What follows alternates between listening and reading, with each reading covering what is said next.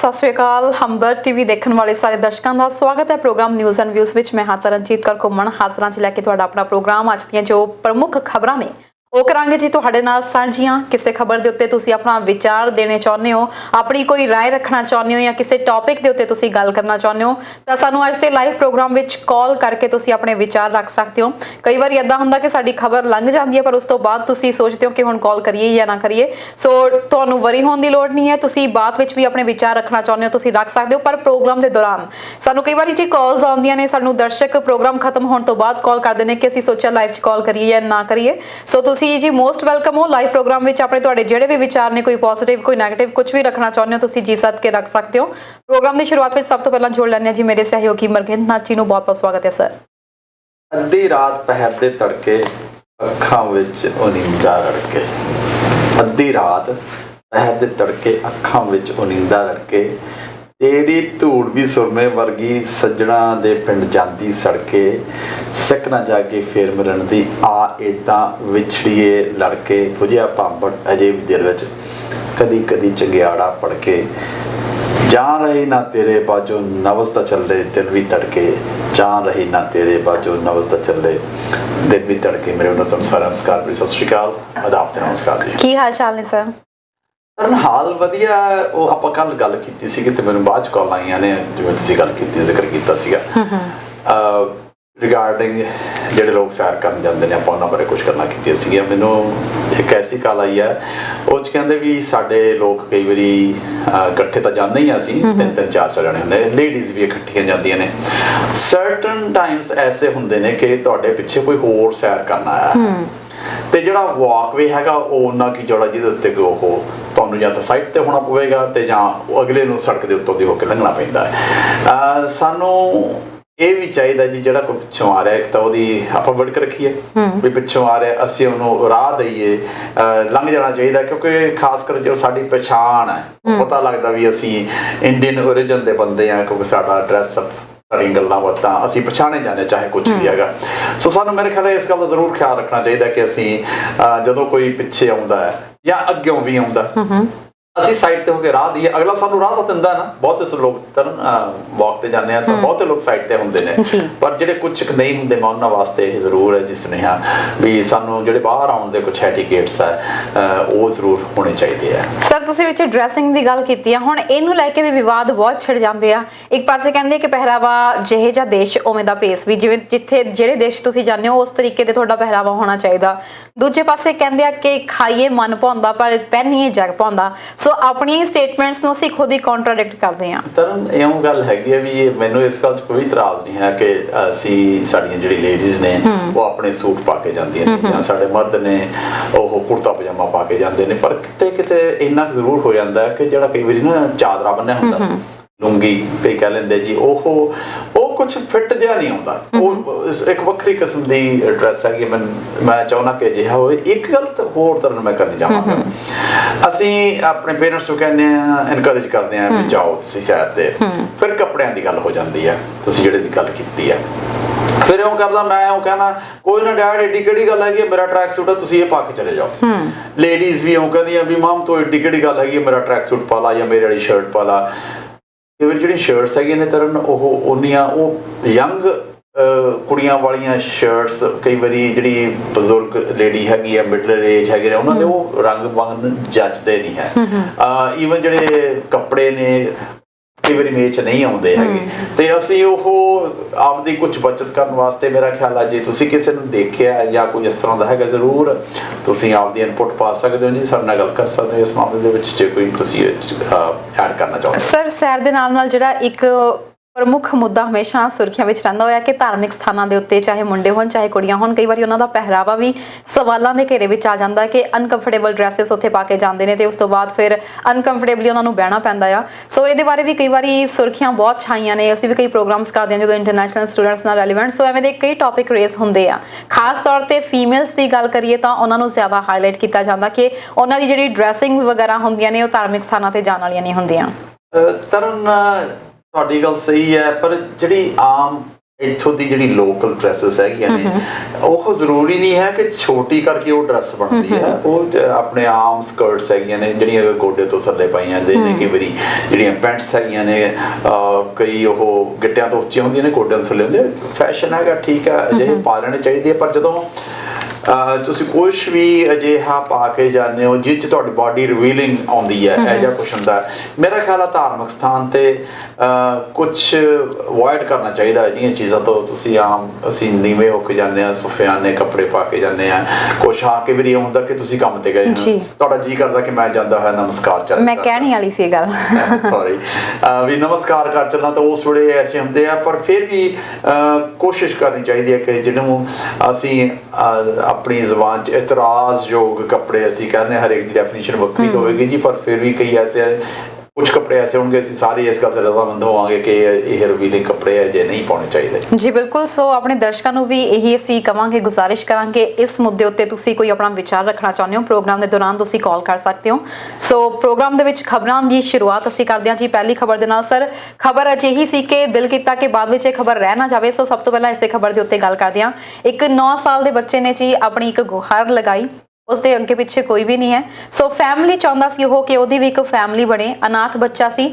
ਸੋ ਜਦੋਂ ਇਸ ਦੇ ਬਾਰੇ ਵਿੱਚ ਸੋਸ਼ਲ ਮੀਡੀਆ ਉੱਤੇ ਉਹਦੀ ਇੱਕ ਵੀਡੀਓ ਵਾਇਰਲ ਹੋਈ ਤਾਂ ਉਸ ਤੋਂ ਬਾਅਦ ਕਹਿੰਦੇ ਹਜ਼ਾਰਾਂ ਹੀ ਪਰਿਵਾਰ ਉਸ ਨੂੰ ਅਡਾਪਟ ਕਰਨ ਲਈ ਅੱਗੇ ਆ ਗਏ। ਤਰਨ ਯੂਐਸ ਦਾ ਇੱਕ ਟੀਵੀ ਚੈਨਲ ਆ KFOR, ਇਹ ਇਜ਼ ਅਫੀਲੀਏਟ ਟੂ CNN।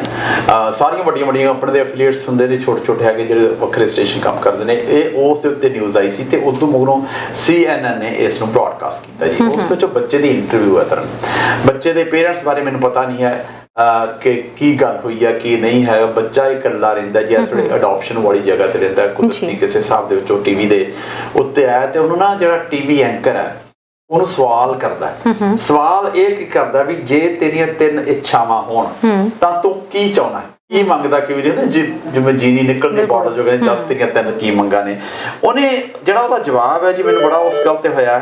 ਆਪਾਂ ਜਵਾਬ ਦੇ ਬਾਰੇ ਜਾਣਾਂਗੇ ਜੀ। ਬਿਲਕੁਲ, ਪਹਿਲਾਂ ਇੱਕ ਕਾਲ ਲੈ ਲਈਏ। ਹੈਲੋ ਸਤਿ ਸ਼੍ਰੀ ਅਕਾਲ ਜੀ। ਮੈਡਮ ਸਤਿ ਸ਼੍ਰੀ ਅਕਾਲ। ਹਾਂਜੀ, ਕਿੱਥੋਂ ਬੋਲ ਰਹੇ ਹੋ ਜੀ? ਮੈਂ ਬੋਲਦਾ ਕੈਨੇਡਾ ਤੋਂ ਹੀ ਬੋਲ ਰਿਹਾ, ਬ੍ਰੈਂਪਟਨ ਤੋਂ। ਜੀ ਸਰ, ਦੱਸੋ ਜੀ ਕੀ ਕਹਿਣਾ ਚਾਹੁੰਦੇ ਹੋ ਅੱਜ ਪ੍ਰੋਗਰਾਮ 'ਚ ਤੁਸੀਂ ਕਾਲ ਕੀਤੀ? ਮੈਂ ਕਹਿਣਾ ਚਾਹ ਰਿਹਾ ਜਿਹੜੀਆਂ ਕੱਲ 13 ਫਲਾਈਟਾਂ ਤੁਸੀਂ ਅਨਾਉਂਸ ਕੀਤੀਆਂ ਨਾ, ਉਹਦੇ 'ਚ ਮੈਂ 에ਅਰ ਇੰਡੀਆ 'ਚ ਜਾ ਸਕਦਾ? ਇੰਡੀਆ ਸਰ, ਕੱਲ ਦੀਆਂ ਕਿਹੜੀਆਂ 13 ਫਲਾਈਟਸ ਦੀ ਤੁਸੀਂ ਗੱਲ ਕਰ ਰਹੇ ਹੋ? ਔਰ ਸਰ ਤੁਹਾਨੂੰ ਕੋਈ ਇਸ ਦੇ ਬਾਰੇ ਜਾਣਕਾਰੀ ਹੋਵੇ? ਤੁਸੀਂ ਜਿਹੜੀਆਂ ਕੈਨੇਡਾ ਤੋਂ ਨੇ ਜੀ, ਕੈਨੇਡਾ ਤੋਂ ਵੈਸੇ 에ਅਰ ਕੈਨੇਡਾ ਦੀਆਂ ਅਸੀਂ ਕੱਲ ਮੈਂ ਕਿਹਾ ਸ਼ਾਇਦ ਕੋਈ ਗੱਲ ਕੀਤੀ ਨਹੀਂ ਹੈ air Canada the. I think ਆਪਾਂ ਮੰਡੇ ਨੂੰ ਸਰ ਕੀਤੀ ਸੀ ਇਸ ਦੇ ਬਾਰੇ ਵਿੱਚ। ਜੀ ਸਰ, ਤੁਸੀਂ ਦੱਸ ਸਕਦੇ ਹੋ ਤੁਸੀਂ ਇੱਥੇ ਕਿਹੜੇ ਵੀਜ਼ਾ ਤੇ ਪਹੁੰਚੇ ਹੋਏ ਹੋ ਜਾਂ ਤੁਸੀਂ ਇੱਥੋਂ ਦੇ PR ਹੋ? ਹਾਂਜੀ, ਤੁਸੀਂ ਇੱਥੇ ਤੁਹਾਡਾ ਸਟੇਟਸ ਕੀ ਹੈ ਜੀ? ਤੁਸੀਂ ਇੱਥੇ ਵਿਜ਼ਟਰ ਵੀਜ਼ਾ PR ਹੈ ਜੀ। PR ਹੋ? ਮੇਰਾ PR ਹੈ। ਤੇ ਤੁਸੀਂ ਇੰਡੀਆ ਜਾਣਾ ਚਾਹੁੰਦੇ ਹੋ? ਮੈਂ ਇੰਡੀਆ ਜਾਣਾ ਚਾਹੁੰਦਾ ਜੀ। ਕੋਈ ਐਮਰਜੈਂਸੀ ਹੈ ਜਾਂ ਤੁਸੀਂ ਵੈਸੇ ਹੀ ਵਿਜ਼ਿਟ ਕਰਨਾ ਚਾਹੁੰਦੇ ਹੋ? ਨਹੀਂ ਜੀ, ਉਦਾਂ ਹੀ ਜਾਣਾ ਸੀ। ਐਮਰਜੈਂਸੀ ਕੀ ਸੀ ਜੀ? ਮੈਂ ਤੇ ਵਾਈਫ ਨੇ ਜਾਣਾ, ਅਸੀਂ ਬਜ਼ੁਰਗ ਬੰਦੇ ਆ ਜੀ। ਤੁਸੀਂ ਟੀਵੀ ਸਕਰੀਨ ਤੇ ਆਨਸਰ ਸੁਣ ਸਕਦੇ ਹੋ ਜੀ। ਕਾਲ ਕਰਨ ਲਈ ਤੁਹਾਡਾ ਬਹੁਤ ਧੰਨਵਾਦ ਸਰ। ਮੇਰੇ ਖਿਆਲ ਹੈ ਜੀ ਕੋਈ ਤੁਹਾਡਾ ਰੀਜ਼ਨ ਹੋਣਾ ਚਾਹੀਦਾ ਜਿਹੜਾ ਵਾਪਸ ਜਾਣਾ। ਇਸ ਵੇਲੇ ਜਿਹੜੇ ਰੀਪੈਟਰੀਏਸ਼ਨ ਫਲਾਈਟਸ ਹੈਗੀਆਂ ਨੇ, ਇਹਦੇ ਵਿੱਚ ਜਿਹੜੀ ਇੰਡੀਆ ਦੀ ਸਰਕਾਰ, ਜਿੱਥੇ ਤੱਕ ਮੇਰਾ ਖਿਆਲ ਹੈ, ਉਹ ਤੁਹਾਨੂੰ ਕੋਈ ਨਾ ਕੋਈ ਕਾਰਨ ਮੰਗਦੀ ਹੈ। ਤੁਸੀਂ ਕਿੱਥੇ ਉੱਥੇ ਵਾਪਸ ਕਿਉਂ ਜਾਣਾ ਚਾਹੁੰਦੇ ਹੋ, ਕੀ ਕਾਰਨ ਹੈਗਾ। ਸੋ ਤੁਹਾਨੂੰ ਜੇ ਕੋਈ ਐਮਰਜੈਂਸੀ ਵਾਲੇ ਕਾਰਨ ਹੈਗੇ ਨੇ, ਉਹਦੇ ਵਿੱਚ ਤੁਹਾਨੂੰ ਜਾ ਸਕਦੇ ਹੋ। ਤੇ ਉੱਥੇ ਜਾ ਕੇ ਤੁਹਾਨੂੰ ਜੇ ਜਾਂਦੇ ਹੋ ਤਾਂ ਤੁਹਾਨੂੰ 14 ਦਿਨ ਕੁਆਰੰਟੀਨ ਕਰਨਾ ਪਵੇਗਾ। ਔਰ ਕਈ ਐਸੇ ਉਹਦੇ ਵਿੱਚ ਵੀ ਕਈ ਐਸੀ ਗੱਲਾਂ ਨੇ, ਤੁਹਾਨੂੰ 14 ਦਿਨ ਕੁਆਰੰਟੀਨ ਜਿੱਥੇ ਸਰਕਾਰੀ ਜਗ੍ਹਾ ਜੀ 7 ਦਿਨ ਇੱਕ ਥਾਂ ਤੇ ਕਰਨਾ ਪਵੇਗਾ, 7 ਦਿਨ ਤੁਸੀਂ ਘਰੇ ਜਾ ਸਕਦੇ ਹੋ। ਪਰ ਜੇ ਕੋਈ ਹੋਰ ਐਮਰਜੈਂਸੀ ਹੈ, ਜਿਵੇਂ ਡੈਥ ਹੈ ਜਾਂ ਕੋਈ ਐਸੀ ਗੱਲ ਹੋਈ ਹੈ, ਤਾਂ ਤੁਹਾਨੂੰ ਕੁਆਰੰਟੀਨ ਆਪਣੇ ਘਰੇ ਜਾ ਕੇ ਕਰਨਾ ਪਵੇਗਾ। ਤੁਸੀਂ ਜਾ ਸਕਦੇ ਹੋ ਜੀ, ਤੁਸੀਂ ਆਪਣੇ ਦੇਸ਼ ਵਾਪਸ ਜਾਣਾ, ਠੀਕ ਆ, ਪਰ ਉਹਦੀ ਕੋਈ ਕੰਡੀਸ਼ਨਸ ਨੇ ਜਿਹੜੀਆਂ ਤੁਹਾਨੂੰ ਪਤਾ ਕਰਨੀਆਂ ਪੈਣੀਆਂ। 에ਅਰ ਕੈਨੇਡਾ ਦੀ ਗੱਲ ਕਰਦੇ, 에ਅਰ ਕੈਨੇਡਾ ਦੀਆਂ ਫਲਾਈਟਸ ਦੁਬਾਰਾ ਸ਼ੁਰੂ ਹੋਈਆਂ ਨੇ ਜੀ। ਬਿਲਕੁਲ ਜੀ। ਨਾਲੇ 에ਅਰ ਬਬਲ ਜਿਹੜਾ ਇਸ ਵਕਤ ਸਥਾਪਿਤ ਕੀਤਾ ਗਿਆ, ਉਹਦੇ ਵਿੱਚ ਕੈਨੇਡਾ ਵੀ ਸ਼ਾਮਿਲ ਹੋ ਚੁੱਕਿਆ। ਕੈਨੇਡਾ, UK, US, ਫਰਾਂਸ, ਇਹ ਕੰਟਰੀਜ਼ ਸ਼ਾਮਿਲ ਹੋ ਚੁੱਕੀਆਂ ਨੇ। ਭਾਰਤ ਨੂੰ ਜਿਹੜੀਆਂ ਫਲਾਈਟਸ ਇਸ ਵਕਤ ਅਸੀਂ ਕਹਿ ਰਹੇ ਹਾਂ 에ਅਰ ਇੰਡੀਆ ਦੀਆਂ ਫਲਾਈਟਸ, ਉਹਦੇ ਵਿੱਚ ਜਿਹੜੇ ਆ ਵਿਦੇਸ਼ੀ ਨਾਗਰਿਕ ਸੰਬੰਧਿਤ ਕੰਟਰੀਜ਼ 'ਚ ਜਾ ਸਕਦੇ ਨੇ ਇਹਨਾਂ ਫਲਾਈਟਸ 'ਚ ਬਹਿ ਕੇ, ਤੇ ਸੰਬੰਧਿਤ ਕੰਟਰੀਜ਼ ਦੇ ਵਿੱਚ ਜਿਹੜੇ ਭਾਰਤੀ ਸਟਕ ਹੋਏ ਨੇ ਉਹ ਵਾਪਸ ਆ ਸਕਦੇ ਨੇ। ਜੇ ਤੁਸੀਂ ਇੰਡੀਆ ਜਾਣਾ ਚਾਹੁੰਦੇ ਹੋ, ਇੱਥੋਂ ਦੇ PR ਹੋਲਡਰ ਹੋ, ਤੁਹਾਡੇ ਜਾਣ ਲਈ ਕੋਈ ਸੋਲਿਡ ਰੀਜ਼ਨ ਹੋਣਾ ਚਾਹੀਦਾ। ਇਸ ਤੋਂ ਇਲਾਵਾ ਤੁਸੀਂ ਕੌਂਸੂਲੇਟ ਵਿੱਚ ਆਫਿਸ ਦੇ ਵਿੱਚ ਫੋਨ ਕਰੋ, ਉਹਨਾਂ ਨੂੰ ਪੂਰਾ ਰੀਜ਼ਨ ਦੱਸ ਸਕਦੇ ਹੋ। ਉਹ ਤੁਹਾਨੂੰ ਜ਼ਿਆਦਾ ਵਧੀਆ ਵੇ ਨਾਲ ਕਨਫਰਮ ਕਰ ਸਕਦੇ ਨੇ ਕਿ ਤੁਸੀਂ ਜਾ ਸਕਦੇ ਹੋ ਜਾਂ ਨਹੀਂ ਜਾ ਸਕਦੇ। ਸੋ ਇੱਕ ਵਾਰੀ ਇੰਡੀਅਨ ਕੌਂਸੂਲੇਟ ਦੇ ਟੋਰਾਂਟੋ ਟੋਰਾਂਟੋ ਸਥਿਤ ਆਫਿਸ ਦੇ ਵਿੱਚ ਜਾਂ ਜਿੱਥੇ ਵੀ ਤੁਸੀਂ ਇਸ ਵਕਤ ਹੈਗੇ ਹੋ ਉੱਥੇ ਜਿਹੜਾ ਨੀਅਰ ਬਾਈ ਆਫਿਸ ਹੈਗਾ ਇੰਡੀਅਨ ਕੌਂਸੂਲੇਟ ਦਾ, ਉੱਥੇ ਤੁਸੀਂ ਕਾਲ ਕਰਕੇ ਪਤਾ ਕਰ ਸਕਦੇ ਹੋ। ਜੀ sir, back to the news. Taran ਉਹਨਾਂ ਨੇ ਜਿਹੜਾ ਬੱਚੇ ਨੇ ਜਿਹੜਾ ਜਵਾਬ ਦਿੱਤਾ ਹੈ ਉਹਨੂੰ ਵੀ ਤੇਰੀਆਂ ਤਿੰਨ ਇੱਛਾਵਾਂ ਕੀ ਆ, ਕੀ ਚਾਹੁੰਦਾ ਤੂੰ? ਉਹ ਕਹਿੰਦਾ ਜੀ ਮੈਨੂੰ ਫੈਮਿਲੀ ਐਂਡ ਫੈਮਿਲੀ ਕਹਿੰਦੇ ਮੈਨੂੰ ਇਹ ਤਿੰਨੇ ਚਾਹੀਦੇ ਨੇ। ਕਹਿੰਦਾ ਕੋਈ ਐਸੀ ਜਗ੍ਹਾ ਹੋਵੇ ਜਿੱਥੇ ਮੈਂ ਕਿਸੇ ਨੂੰ ਡੈਡ ਕਹਿ ਸਕਾਂ, ਕਿਸੇ ਨੂੰ ਮਾਮ ਕਹਿ ਸਕਾਂ, ਕਿਸੇ ਨੂੰ ਕਹਿੰਦਾ ਚਾਹੇ ਡੈਡ ਹੀ ਕਹਿ ਸਕਾਂ ਜਾਂ ਕਹਿੰਦਾ ਮਾਮ ਹੀ ਕਹਿ ਸਕਾਂ। ਕਹਿੰਦਾ ਮੈਨੂੰ ਕੋਈ ਐਸਾ ਘਰ ਚਾਹੀਦਾ ਕਿ ਜਿੱਥੇ ਮੈਂ ਆਪ ਦਾ ਪਰਿਵਾਰ ਬਣਾ ਸਕਾਂ। ਇਹਦਾ ਵੱਡਾ ਭਰਾ ਇਹਦਾ ਛੋਟਾ ਭਰਾ ਆਲਰੇਡੀ ਅਡਾਪਟ ਹੋਇਆ ਹੋਇਆ ਜੀ, ਔਰ ਇਹ ਕਲੀਵਲੈਂਡ ਦੇ ਏਰੀਆ ਦੇ ਵਿੱਚ ਹੈਗਾ। ਔਰ ਉਸ ਤੋਂ ਬਾਅਦ 10,000 ਰਿਕੁਐਸਟ ਆਈਆਂ ਨੇ। ਇਮੈਜਿਨ ਕਰੋ ਤਰਨ ਕਿੰਨੇ ਲੋਕ ਨੇ ਜਿਹੜੇ ਔਲਾਦ ਨੂੰ ਤਰਸਦੇ ਨੇ, ਔਰ ਕਈ ਐਸੇ ਲੋਕ ਹੈਗੇ ਨੇ ਜਿਨ੍ਹਾਂ ਮੈਨੂੰ ਨਹੀਂ ਪਤਾ ਕਿ ਕਾਰਨ ਕੀ ਹੈ ਕਿ ਆਪਣੇ ਬੱਚਿਆਂ ਨੂੰ ਅਡਾਪਸ਼ਨ ਵਾਸਤੇ ਛੱਡ ਦਿੰਦੇ ਨੇ, ਦੇ ਦਿੰਦੇ ਨੇ। ਔਰ 10,000 ਤੋਂ ਉੱਪਰ ਰਿਕੁਐਸਟ ਆਈ ਹੈ। ਜਿਹੜੀ ਉੱਥੋਂ ਦਾ ਮਹਿਕਮਾ ਜੀ ਉਹ ਕਹਿੰਦੇ ਅਸੀਂ ਚਾਹੁੰਦੇ ਆ ਕਿ ਇਸ ਬੱਚੇ ਨੂੰ ਕੋਈ ਵਧੀਆ ਘਰ ਮਿਲੇ। ਔਰ ਇਹ ਇਕੱਲਾ ਇੱਕ ਜਗ੍ਹਾ ਨਹੀਂ ਤਰਨ, ਹਜ਼ਾਰਾਂ ਬੱਚੇ, ਇਹ ਓਕਲਾਹੋਮਾ ਦਾ ਏਰੀਆ ਜੀ, ਇਕੱਲਾ ਓਕਲਾਹੋਮਾ ਦੇ ਵਿੱਚ ਤਰਨ 700 ਬੱਚੇ ਫੋਸਟਰ ਕੇਅਰ ਦੇ ਵਿੱਚੋਂ ਹੈਗੇ ਨੇ। ਇਮੇਜਿਨ ਕਰੋ ਇੱਕ ਸ਼ਹਿਰ ਦੀ ਗੱਲ ਕਰ ਰਹੇ ਹਾਂ, 7,000 ਤੋਂ ਉੱਪਰ ਨੇ ਜੀ। ਇਹਦੇ ਬਾਰੇ ਗੱਲ ਕਰਾਂਗੇ ਸਰ, ਇੱਕ ਦਰਸ਼ਕ ਹੋਰ ਜੁੜ ਗਏ ਨੇ। ਹੈਲੋ ਸਤਿ ਸ਼੍ਰੀ ਅਕਾਲ ਜੀ। ਸਤਿ ਸ਼੍ਰੀ ਅਕਾਲ ਜੀ। ਹਾਂਜੀ, ਮੇਰਾ ਨਾਮ ਬਲਜੀਤ ਕੌਰ ਹੈ ਜੀ, ਮੈਂ ਇੱਥੇ ਕੈਨੇਡਾ ਨੋਵਾ ਸਕੋਸ਼ੀਆ 'ਚ ਰਹਿ ਰਹੀ ਹਾਂ। ਬਹੁਤ ਬਹੁਤ ਸਵਾਗਤ ਹੈ ਜੀ। ਹਾਂਜੀ, ਬਹੁਤ ਬਹੁਤ ਸਵਾਗਤ ਹੈ ਪ੍ਰੋਗਰਾਮ 'ਚ, ਤੁਸੀਂ ਕਾਲ ਕੀਤੀ ਹੈ ਜੀ, ਕੀ ਕਹਿਣਾ ਚਾਹੁੰਦੇ ਹੋ? ਥੈਂਕ ਯੂ ਸੋ ਮਚ ਜੀ। ਮੈਂ ਪੁੱਛਣਾ ਸੀਗਾ ਜੀ, ਮੇਰੀ ਬੇਟੀ ਹੈ ਇੰਡੀਆ, ਮੈਂ ਸਟੂਡੈਂਟ ਵੀਜ਼ਾ ਤੇ ਇੱਥੇ ਜੌਬ ਕਰ ਰਹੀ ਹਾਂ ਐਜ਼ ਏ CCA, ਔਰ ਮੇਰੇ ਹਸਬੈਂਡ ਵੀ ਇੱਥੇ ਜੌਬ ਕਰ ਰਹੇ ਨੇ, ਉਹ ਇੱਥੇ ਨੇ। ਤੇ ਮੇਰੀ ਬੇਟੀ ਇੰਡੀਆ ਆ, ਉਹ 4 ਸਾਲ ਦੀ ਆ, ਤੇ ਮੈਂ ਉਹਨੂੰ ਲੈਣ ਜਾਣਾ ਚਾਹੁੰਦੀ ਹਾਂ। ਤੇ ਮੈਂ ਪੁੱਛਣਾ ਸੀਗਾ ਕਿ ਮਤਲਬ ਕਿ ਪੋਸੀਬਲ ਹੈਗਾ ਇਸ ਟਾਈਮ ਦੇ ਵਿੱਚ ਕਿ ਮੈਂ ਜਾ ਸਕਦੀ ਹਾਂ ਇੰਡੀਆ ਤੇ ਆਪਣੀ ਬੇਟੀ ਨੂੰ ਲੈ ਕੇ ਵਾਪਸ ਦੁਬਾਰਾ ਆ ਸਕਦੀ? ਕਿਉਂਕਿ ਮੇਰਾ ਜਿਹੜਾ ਹੁਣ ਦਾ ਜਿਹੜਾ ਸਮੈਸਟਰ ਆ ਉਹ ਤੇ ਮੇਰਾ ਹੈਗਾ ਆਨਲਾਈਨ ਹੀ ਆ, ਫਾਲ ਦਾ ਸਮੈਸਟਰ, ਬਟ ਨੈਕਸਟ ਜਨਵਰੀ ਅਜੇ ਮੈਨੂੰ ਕੋਈ ਕਨਫਰਮ ਨਹੀਂ ਆ ਕਿ ਆਨਲਾਈਨ ਹੋਏਗਾ ਜਾਂ ਇਨ ਪਰਸਨ ਹੋਏਗਾ। ਤੁਸੀਂ ਇਸ ਟਾਈਮ ਸਟੂਡੈਂਟ ਵੀਜ਼ਾ ਤੇ ਹੋ, ਤੁਹਾਡੇ ਜਿਹੜੇ ਹਸਬੈਂਡ ਨੇ ਉਹ ਓਪਨ ਵਰਕ ਪਰਮਿਟ ਤੇ ਹੋਣਗੇ? ਹਾਂਜੀ ਹਾਂਜੀ। ਤੁਹਾਡੇ ਅੰਦਰ ਪਿੱਛੇ ਬੈਕ ਫੈਮਿਲੀ ਦੇ ਵਿੱਚ ਕਿਸੇ ਦਾ ਕੈਨੇਡਾ ਦਾ ਵੀਜ਼ਾ ਲੱਗਿਆ ਹੋਇਆ, ਉਹਨਾਂ ਦੇ ਨਾਨਾ ਨਾਨੀ ਜਾਂ ਦਾਦਾ ਦਾਦੀ ਦਾ, ਕਿਸੇ ਦਾ? ਨਹੀਂ, ਕੈਨੇਡਾ ਦਾ ਤਾਂ ਨਹੀਂ, ਦਾਦਾ ਦਾਦੀ ਦਾ ਲੱਗਿਆ ਹੋਇਆ, ਬਟ ਨਿਊਜ਼ੀਲੈਂਡ ਦਾ ਉਹਨਾਂ ਦਾ ਲੱਗਿਆ ਹੋਇਆ, ਨਿਊਜ਼ੀਲੈਂਡ ਜਾ ਕੇ ਆਏ। ਮਤਲਬ ਕਿਸੇ ਕੋਲ ਅਜੇ ਕੈਨੇਡਾ ਦਾ ਵਿਜ਼ਟਰ ਵੀਜ਼ਾ ਨਹੀਂ ਹੈ ਬੈਕ ਫੈਮਿਲੀ ਦੇ ਵਿੱਚ? ਨਹੀਂ ਅਜੇ ਨਹੀਂ ਹੈਗਾ ਜੀ। ਜਿੰਨੀ ਕੁ ਸਾਡੀ ਨੌਲੇਜ ਹੈ ਉਹਨੇ ਕੁ ਅਕੋਰਡਿੰਗ ਅਸੀਂ ਤੁਹਾਨੂੰ ਦੱਸ ਦਿੰਦੇ ਹਾਂ। ਬਾਕੀ ਤੁਸੀਂ ਕਨਫਰਮ ਜਿਹੜਾ ਉਹ ਸੰਬੰਧਿਤ ਅੰਬੈਸੀ ਨੂੰ ਤੁਸੀਂ ਜ਼ਰੂਰ ਇੱਕ ਵਾਰੀ ਕਾਲ ਕਰਕੇ ਪੁੱਛ ਲਿਓ। ਤੁਸੀਂ ਟੀਵੀ ਸਕਰੀਨ ਤੇ ਬਾਕੀ ਦਾ ਆਨਸਰ ਸੁਣ ਸਕਦੇ ਹੋ ਜੀ। ਜੀ ਸਰ। ਤਰਨ ਇਹ it's a complicated thing actually, ਕਿਉਂਕਿ ਹੁਣ ਇਹ ਸਟੂਡੈਂਟ ਵੀਜ਼ੇ ਤੇ ਆਏ ਨੇ, ਇਹ ਵਾਪਸ ਤਾਂ ਚਲੇ ਜਾਣਗੇ। ਜਦੋਂ ਮੁੜ ਕੇ ਇਹਨਾਂ ਨੇ ਇੱਥੇ ਆਉਣਾ, ਜੇ ਆਪ ਲੈ ਕੇ ਆਉਣਾ ਚਾਹੁੰਦੇ ਨੇ, ਮੁੜ ਕੇ ਜਦੋਂ ਇੱਥੇ ਆਉਣਗੇ ਤਾਂ ਇਹ ਨਹੀਂ ਪਤਾ ਇਹਨਾਂ ਦਾ ਸਮੈਸਟਰ ਸ਼ੁਰੂ ਹੋਏਗਾ ਜਾਂ ਨਹੀਂ ਹੋਏਗਾ। ਜੇ ਉਹ ਇੱਥੇ ਨਹੀਂ ਸ਼ੁਰੂ ਹੋਏਗਾ ਤਾਂ ਇਹਨਾਂ ਨੂੰ ਆਉਣਾ ਹੀ ਮੁਸ਼ਕਲ ਹੋ ਜਾਏਗਾ। ਇਹਨਾਂ ਨੂੰ ਕੋਈ ਨਾ ਕੋਈ ਐਸਾ ਢੰਗ ਲੱਭਣਾ ਪਵੇਗਾ ਜਿਸ ਨਾਲ ਇਹਨਾਂ ਦੀ ਬੇਟੀ ਡਾਇਰੈਕਟ ਇੱਥੇ ਆ ਸਕੇ। ਔਰ ਉਹਦਾ ਵੱਡੀ ਗੱਲ ਇਹ ਹੈ ਕਿ ਗ੍ਰੈਂਡ ਪੇਰੈਂਟਸ ਦੇ ਨਾਲ ਵੀ ਬੱਚਾ ਆ ਸਕਦਾ ਹੈਗਾ, ਤੇ ਇਕੱਲੇ ਨੂੰ ਮੈਨੂੰ ਨਹੀਂ ਲੱਗਦਾ ਕਿ ਉਹਨਾਂ ਨੂੰ ਵੀਜ਼ਾ ਮਿਲੇਗਾ, ਜਾਂ ਕੰਪੈਸ਼ਨ ਗਰਾਊਂਡਸ ਤੇ ਕੁਝ ਹੋਰ ਗੱਲ ਦੇ ਉੱਤੇ ਸ਼ਾਇਦ ਉਹਨਾਂ ਨੂੰ ਵੀਜ਼ਾ ਮਿਲ ਜੇ। ਮੇਰੇ ਖਿਆਲ ਹੈ ਵੀ ਤੁਸੀਂ ਕਿਸੇ ਚੰਗੇ ਜਿਹੜਾ ਇਮੀਗ੍ਰੇਸ਼ਨ ਐਡਵਾਈਜ਼ਰ ਹੈ ਜੀ, ਉਹ ਤੋਂ ਜ਼ਰੂਰ ਤੁਹਾਨੂੰ ਸਲਾਹ ਲੈਣੀ ਚਾਹੀਦੀ ਹੈ। ਬਿਲਕੁਲ ਜੀ। ਤੇ ਸੈਕੰਡ ਗੱਲ ਇਹ ਹੈ ਕਿ ਇਮੀਡੀਏਟ ਫੈਮਿਲੀ ਮੈਂਬਰਸ ਆ ਸਕਦੇ ਨੇ ਇੱਥੇ, ਪਰ ਉਹੀ ਸਪੈਸ਼ਲੀ ਪਹਿਲੀ ਪ੍ਰੈਫਰੈਂਸ ਹੈਗੀ ਆ ਜਿਨ੍ਹਾਂ ਦੇ ਇਸ ਵਕਤ ਫੈਮਿਲੀ ਮੈਂਬਰਸ ਇੱਥੇ ਹੈਗਾ, ਸੋ ਉਹਨਾਂ ਦੇ ਇਮੀਡੀਏਟ ਫੈਮਿਲੀ ਮੈਂਬਰਸ ਆ ਸਕਦੇ ਨੇ।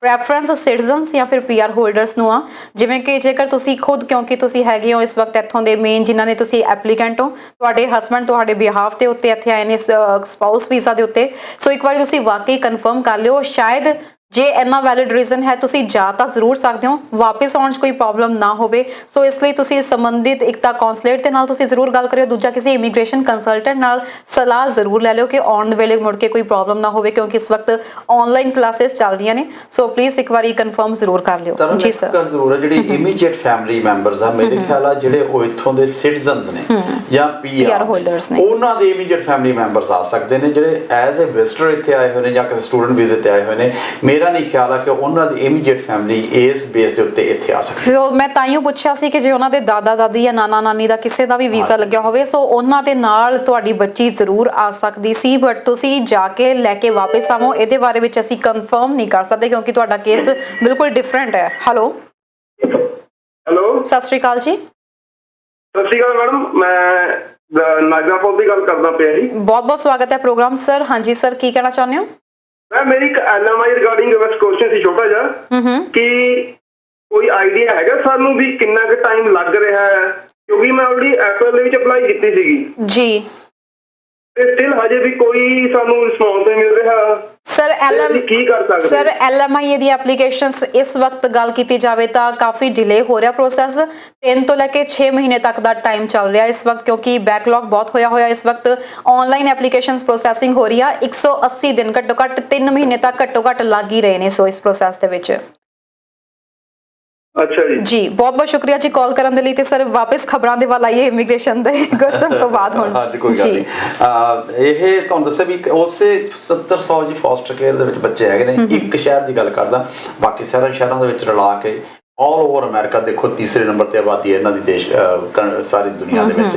ਕਿੰਨੇ ਬੱਚੇ ਅਡਾਪਸ਼ਨ ਵਾਸਤੇ ਹੋਣਗੇ, ਔਰ ਫਿਰ ਵੀ ਕਈ ਐਸੇ ਪਰਿਵਾਰ ਨੇ ਤਰਨ ਉਹਨਾਂ ਨੂੰ ਅਡਾਪਸ਼ਨ ਵਾਸਤੇ ਬੱਚੇ ਨਹੀਂ ਮਿਲ ਰਹੇ। ਬੱਚੇ ਹੈਗੇ ਨੇ, ਅਡਾਪਟਡ ਪੇਰੈਂਟਸ ਵੀ ਹੈਗੇ ਨੇ, ਪਰ ਕਿਸੇ ਹਿਸਾਬ ਤਾਲਮੇਲ ਨਹੀਂ ਹੋ ਰਿਹਾ।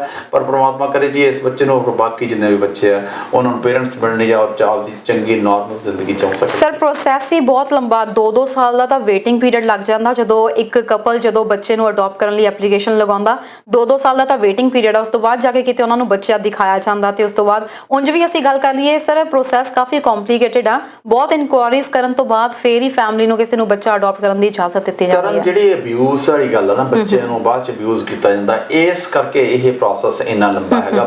ਪੇਰੈਂਟਸ ਦੀ ਕੱਲਿਆਂ ਦੀ ਇੰਟਰਵਿਊਜ਼ ਹੁੰਦੀਆਂ ਨੇ ਜੀ, ਉਹਨਾਂ ਦੀ ਜਾ ਕੇ ਜਿੱਥੇ ਬੱਚੇ ਨੇ ਰਹਿਣਾ ਉਹ ਜਗ੍ਹਾ ਵੀ ਦੇਖੀ ਜਾਂਦੀ ਹੈ। ਬਹੁਤ ਲੰਬਾ ਕੰਪਲਿਕੇਟਡ ਪ੍ਰੋਸੈਸ ਹੈ ਜਿਵੇਂ ਤੁਸੀਂ ਗੱਲ ਕੀਤੀ ਹੈ ਜੀ। ਪਰ ਮੇਰਾ ਖਿਆਲ ਆ ਜਿਹੜੀਆਂ ਏਜੰਸੀਜ਼ ਨੇ ਬਹੁਤੀਆਂ ਉਹ ਇਹੀ ਚਾਹੁੰਦੀਆਂ ਨੇ ਕਿ ਜਿਹੜੇ ਬੱਚੇ ਨੂੰ ਕੋਈ ਘਰ ਮਿਲੇ ਤਾਂ ਐਟਲੀਸਟ ਇੱਕ ਜਗ੍ਹਾ ਤੋਂ ਬੱਚੇ ਨੂੰ ਲੈ ਕੇ ਫੋਸਟਰ ਪੇਰੈਂਟ ਤੋਂ ਕਿਤੇ ਹੋਰ ਜਗ੍ਹਾ ਤੇ ਛੱਡ ਕੇ ਆਉਣਾ ਤੇ ਉੱਥੇ ਜਾ ਕੇ ਉਹ ਆਪਦੀ ਜ਼ਿੰਦਗੀ ਤਾਂ ਸ਼ੁਰੂ ਕਰ ਸਕੇ। ਕਿਤੇ ਇਹ ਨਾ ਹੋਵੇ ਉੱਥੇ ਜਾ ਕੇ ਬੱਚੇ ਨੂੰ ਅਬਿਊਜ਼ ਕੀਤਾ ਜਾਵੇ। ਬਿਲਕੁਲ ਅਬਿਊਜ਼ ਦੀ ਗੱਲ ਕੀਤੀ ਹੈ। ਇੱਕ ਪਾਸੇ ਸਰ ਐਂਬਰ ਅਲਰਟਸ ਹੁੰਦੇ ਆ ਕਿ ਬੱਚੇ ਜਿਹੜੇ ਆ ਖੁਦ ਹੀ ਕਈ ਵਾਰੀ ਇਦਾਂ ਹੁੰਦਾ ਕਿ ਉਹਨਾਂ ਦੇ ਫਾਦਰ ਜਾਂ ਫਿਰ ਉਹਨਾਂ ਦੀ ਮਦਰ ਲੈ ਕੇ ਭੱਜ ਜਾਂਦੇ ਨੇ, ਬਾਅਦ ਚੋਂ ਪਤਾ ਲੱਗਦਾ ਕਿ ਬੱਚਿਆਂ ਦਾ ਕਤਲ ਕਰ ਦਿੱਤਾ ਗਿਆ।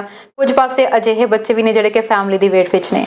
ਬਿਲਕੁਲ ਤਰਸ ਆਉਂਦਾ ਕਿ ਵੀ ਜਿਹੜੀਆਂ ਗੱਲਾਂ ਤੇ, ਪਰ ਇਹ ਕੁਦਰਤੀ ਖੇਡ ਆ ਜੀ, ਪ੍ਰਮਾਤਮਾ ਦੀ ਖੇਡ ਆ, ਪਤਾ ਨਹੀਂ ਕਿਹੜੇ ਵੇਲੇ ਕੀ ਹੋਣਾ ਚਾਹੀਦਾ। ਬੱਚਿਆਂ ਦੀ ਉਹ ਗੱਲ ਕਰ ਰਹੇ ਹਾਂ ਅਗਲੀ ਖਬਰਾਂ 'ਚ ਓਨਟਾਰੀਓ ਨਾਲ ਰੈਲੇਵੈਂਟ ਹੈ। ਇਸ ਵਕਤ ਅਸੀਂ ਦੇਖ ਰਹੇ ਹਾਂ ਕਿ ਕੈਨੇਡਾ ਵਿੱਚ ਬੱਚਿਆਂ ਨੂੰ ਹੁਣ ਸਕੂਲ ਵਾਪਸ ਭੇਜਣ ਦੀਆਂ ਤਿਆਰੀਆਂ ਸ਼ੁਰੂ ਹੋ ਰਹੀਆਂ ਨੇ।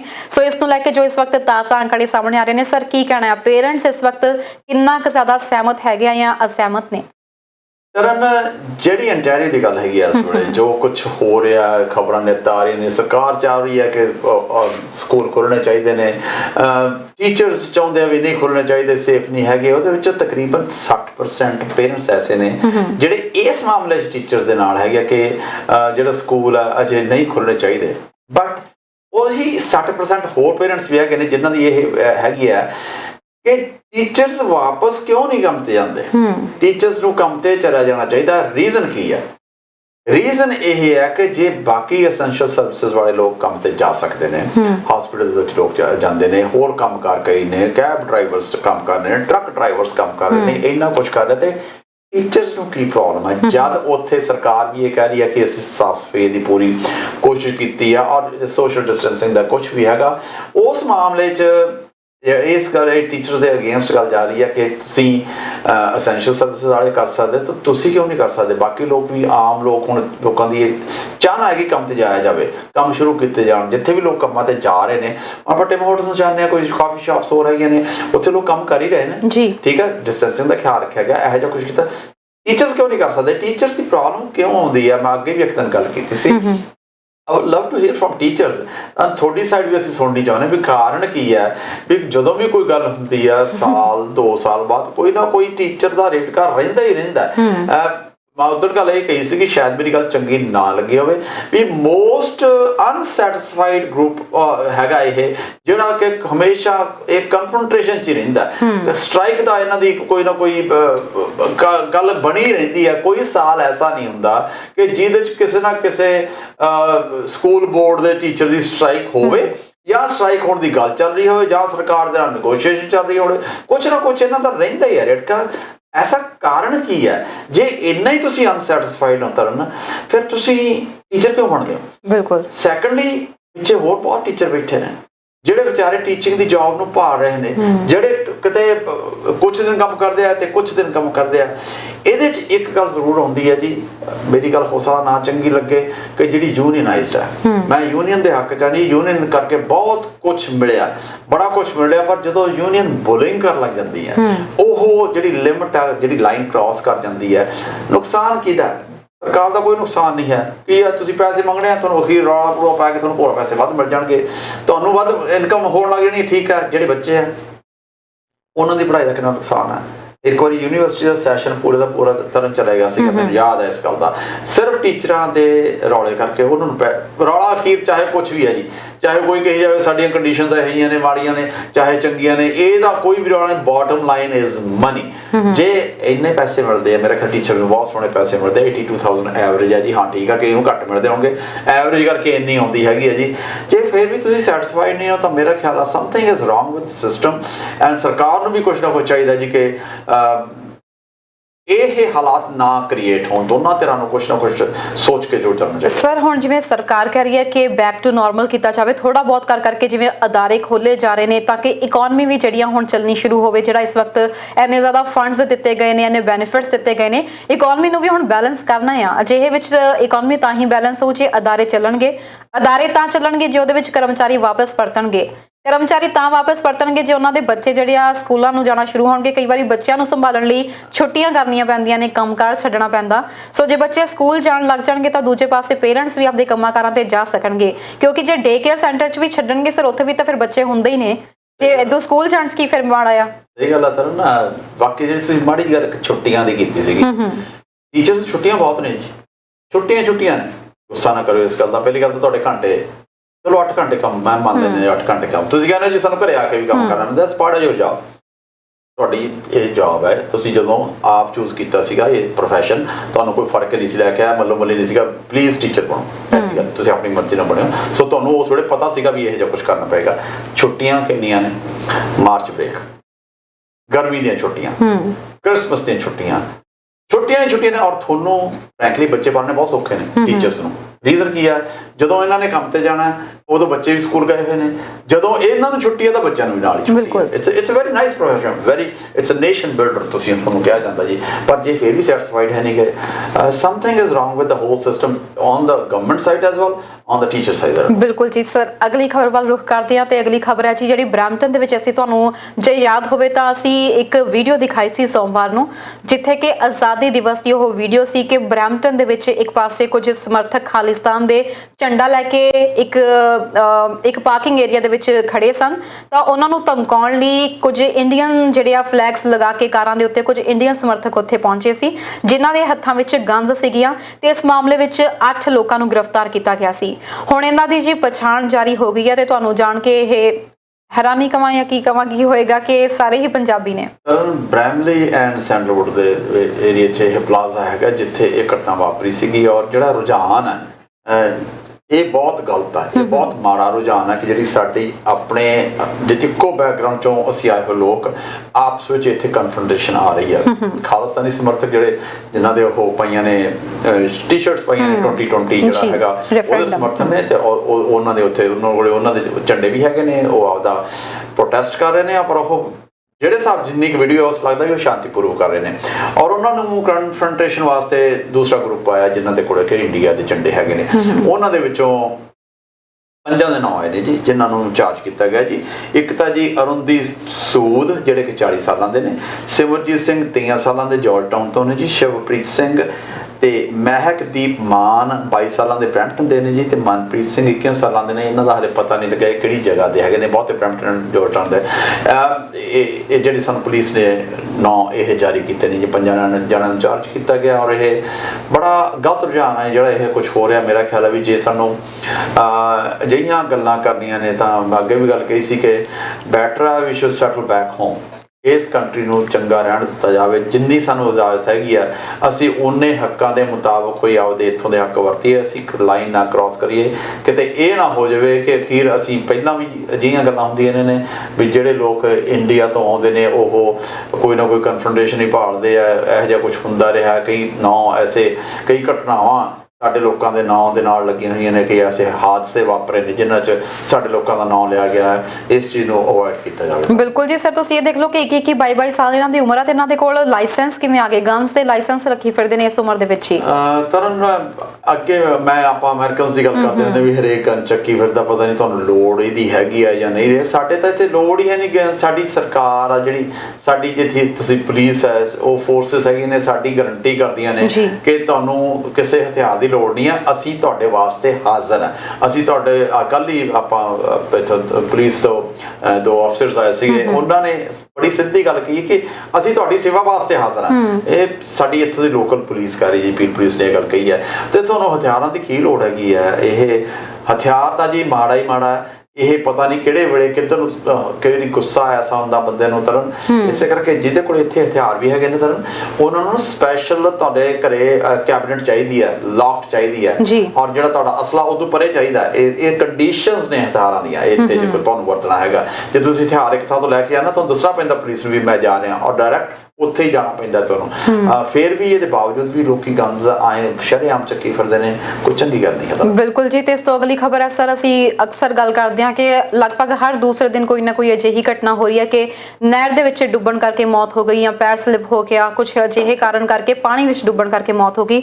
ਜੋ ਤਾਜ਼ਾ ਘਟਨਾ ਸਾਹਮਣੇ ਆਈ ਜੀ ਸਰੀ ਦੇ ਮਿਸ਼ਨ ਦੇ ਨੇੜੇ ਹੈਰਿਸਨ ਝੀਲ ਆ, ਜਿਹਦੇ ਵਿੱਚ ਡੁੱਬਣ ਦੇ ਕਰਕੇ ਇੱਕ 26 ਸਾਲਾ ਪੰਜਾਬੀ ਨੌਜਵਾਨ ਦੀ ਮੌਤ ਹੋ ਗਈ, ਜਿਨ੍ਹਾਂ ਦੀ ਪਛਾਣ ਧਨਪ੍ਰੀਤ ਸਿੰਘ ਬੈਂਸ ਵਜੋਂ ਹੋਈ ਹੈ। ਹਾਂ ਤਰਨ, ਕਹਿੰਦੇ ਕੁਦਰਤੀ ਇਹ ਆਪਣੇ ਪਾਣੀ 'ਚ ਨਹਾ ਰਹੇ ਸੀਗੇ, ਜਿੱਥੇ ਕਿਤੇ ਡੂੰਘੇ ਜਗ੍ਹਾ ਦੇ ਵਿੱਚ ਚਲੇ ਗਏ ਤੇ ਉਸ ਤੋਂ ਬਾਅਦ ਇਹਨਾਂ ਨੂੰ ਨਿਕਲਣਾ ਮੁਸ਼ਕਲ ਹੋ ਗਿਆ। ਹਾਲਾਂਕਿ ਆਪਾਂ ਆਮ ਗੱਲ ਕਰਦੇ ਹੁੰਦੇ ਕਿ ਜਿਹੜੇ ਲੋਕ ਇੰਡੀਆ ਤੋਂ ਆਉਂਦੇ ਨੇ, ਬਹੁਤਿਆਂ ਨੂੰ ਪਾਣੀ ਦਾ ਇੰਨਾ ਐਕਸੈਸ ਨਹੀਂ ਗਾ, ਬਹੁਤਿਆਂ ਨੂੰ ਤਰਨਾ ਨਹੀਂ ਆਉਂਦਾ। ਇਹ ਇੱਥੋਂ ਦੇ ਜੰਪਲ ਸੀ। ਤੁਸੀਂ ਇਮੈਜਿਨ ਕਰੋ ਕਿ ਜਦੋਂ ਪਾਣੀ ਜਿਹੜਾ ਖੁੱਲਾ ਪਾਣੀ ਹੈ ਨਾ ਤਰਨ, ਕਈ ਵਾਰੀ ਲੱਗਦਾ ਹੁੰਦਾ ਵੀ ਉੱਪਰ ਟਿਕਾ ਬੜਾ ਹੈਗਾ, ਕਿ ਥੱਲੇ ਜਿਹੜੀਆਂ ਧਾਰਾਵਾਂ ਨੇ ਥੱਲੇ ਬਹੁਤ ਤੇਜ਼ ਚੱਲਦੀਆਂ ਨੇ, ਅੰਡਰ ਕਰੰਟ ਕਹਿੰਦੇ ਜੀ ਉਹਨੂੰ।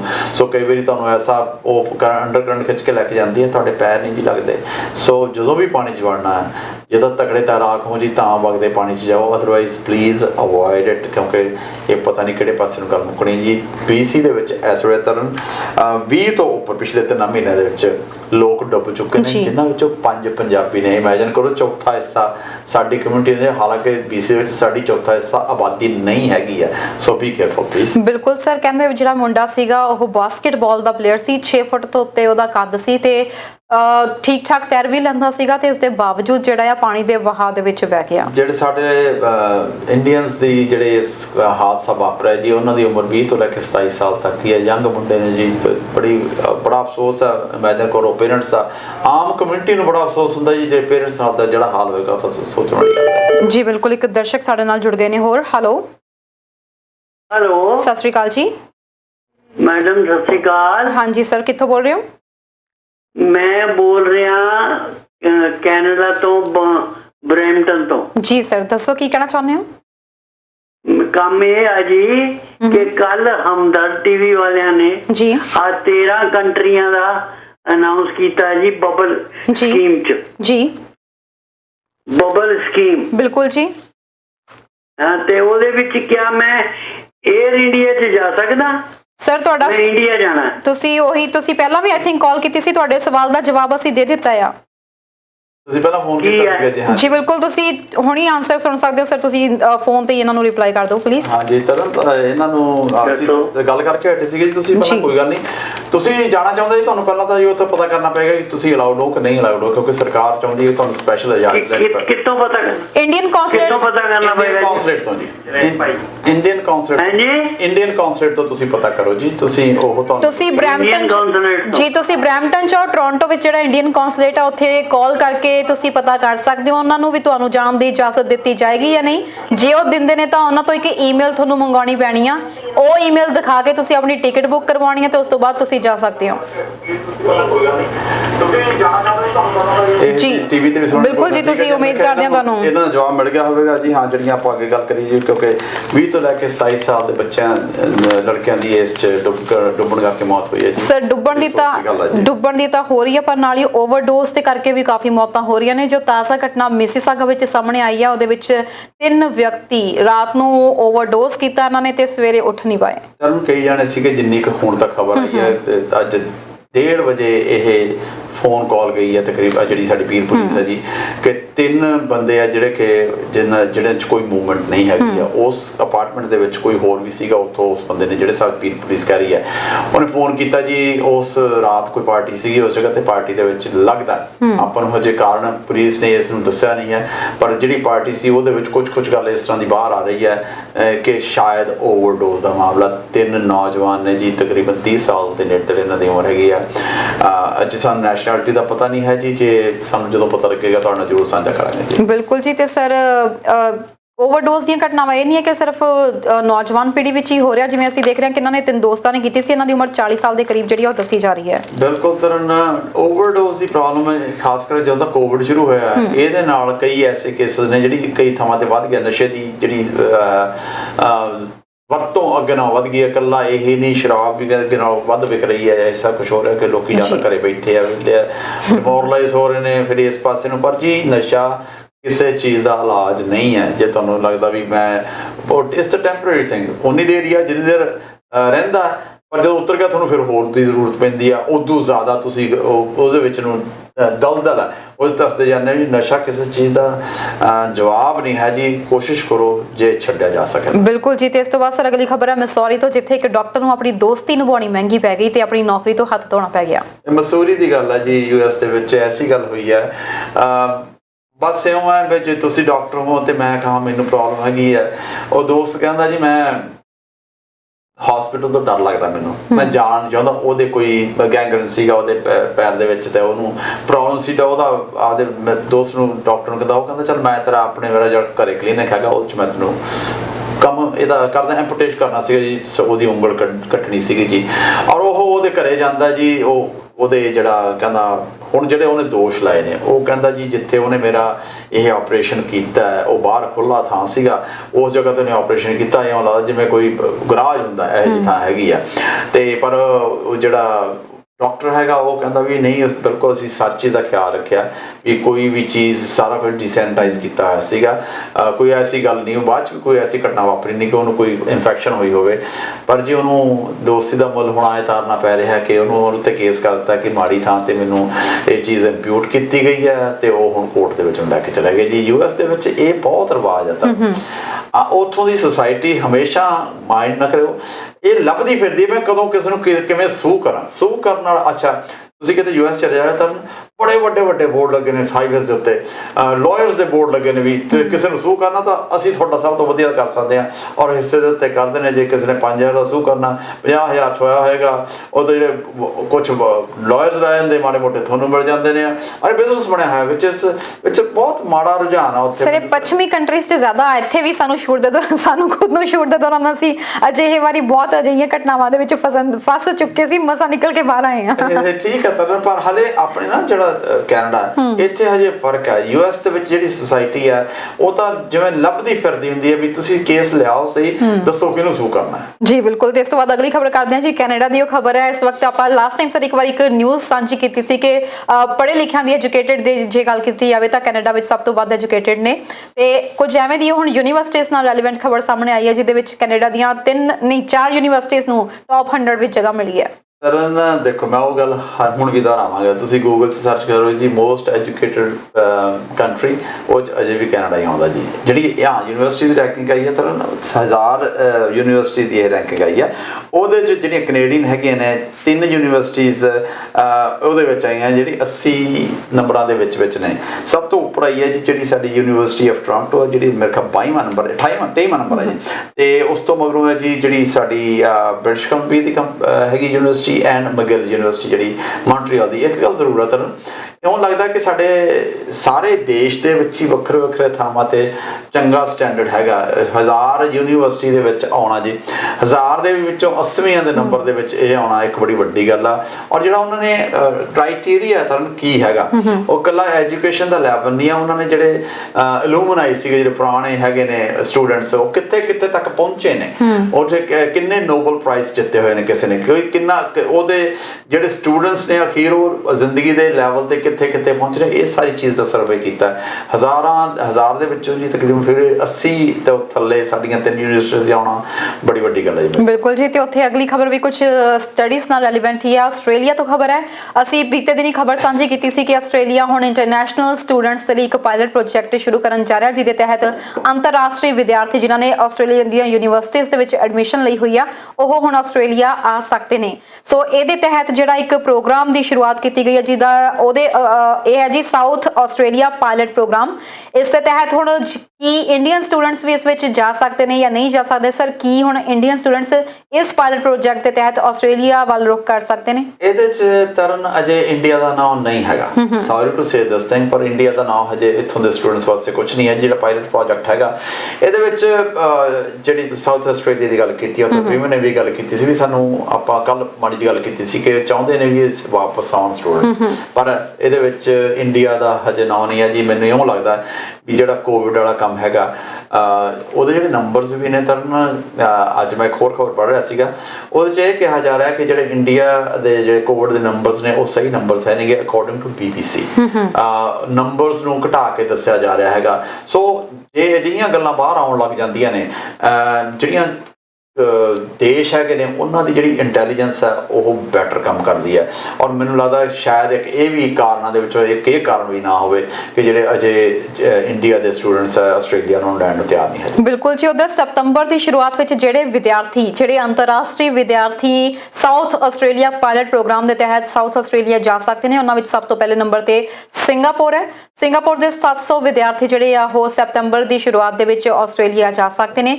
ਇੰਡੀਆ ਤੇ ਚਾਈਨਾ ਜੋ ਕਿ ਇਸ ਵਕਤ ਮੇਨ ਹੱਬ ਬਣੇ ਹੋਏ ਨੇ ਇੰਟਰਨੈਸ਼ਨਲ ਸਟੂਡੈਂਟਸ ਵਜੋਂ, ਜਿਹੜੇ ਅਲੱਗ-ਅਲੱਗ ਦੇਸ਼ਾਂ ਦੀ ਇਕਨੋਮੀ ਨੂੰ ਬੂਸਟ ਕਰਨ ਵਿੱਚ ਅੱਗੇ ਨੇ। ਸੋ ਇਹਨਾਂ ਦੇ ਬਾਰੇ ਵਿੱਚ ਅਜੇ ਵਿਚਾਰ ਕੀਤਾ ਜਾ ਰਿਹਾ ਕਿਉਂਕਿ ਇੰਡੀਆ ਵਿੱਚ ਕਰੋਨਾ ਵਾਇਰਸ ਨੇ ਪੈਰ ਪਸਾਰੇ ਹੋਏ ਨੇ। ਸਰ, ਜਿਵੇਂ ਤੁਸੀਂ ਗੱਲ ਕੀਤੀ ਆ ਕਿ ਇਸ ਵਕਤ ਇੰਡੀਆ ਵਿੱਚ ਤਾਂ ਆંકੜਿਆਂ ਦਾ ਹਜੇ ਕੋਈ ਭਰੋਸਾ ਨਹੀਂ ਹੈਗਾ, ਪਰ ਉੱਥੇ ਦੂਜੇ ਪਾਸੇ ਜੇ ਸਟੂਡੈਂਟਸ ਆਸਟ੍ਰੇਲੀਆ ਜਾਣਾ ਚਾਹੁੰਦੇ ਨੇ ਉੱਥੇ ਵੀ ਕੋਈ ਬਹੁਤੇ ਵਧੀਆ ਹਾਲਾਤ ਨਹੀਂ ਹੈਗੇ। ਕਰੋਨਾ ਵਾਇਰਸ ਕਰਕੇ ਕਰਫਿਊਜ਼ ਕਈ ਉੱਥੇ ਥਾਵਾਂ ਦੇ ਉੱਤੇ ਲੱਗਿਆ ਹੋਇਆ ਤੇ ਸਟੂਡੈਂਟਸ ਆਪਣੀਆਂ ਜੌਬਸ ਲਗਾਤਾਰ ਗਵਾ ਰਹੇ ਨੇ। ਤਰਨ, ਨਿਊ ਸਾਊਥ ਵੇਲਜ਼ ਹੈ, ਉੱਥੋਂ ਦੀ ਇਹ ਨਵਾਂ ਸਰਵੇ ਆਇਆ ਜਿਹਦੇ ਵਿੱਚ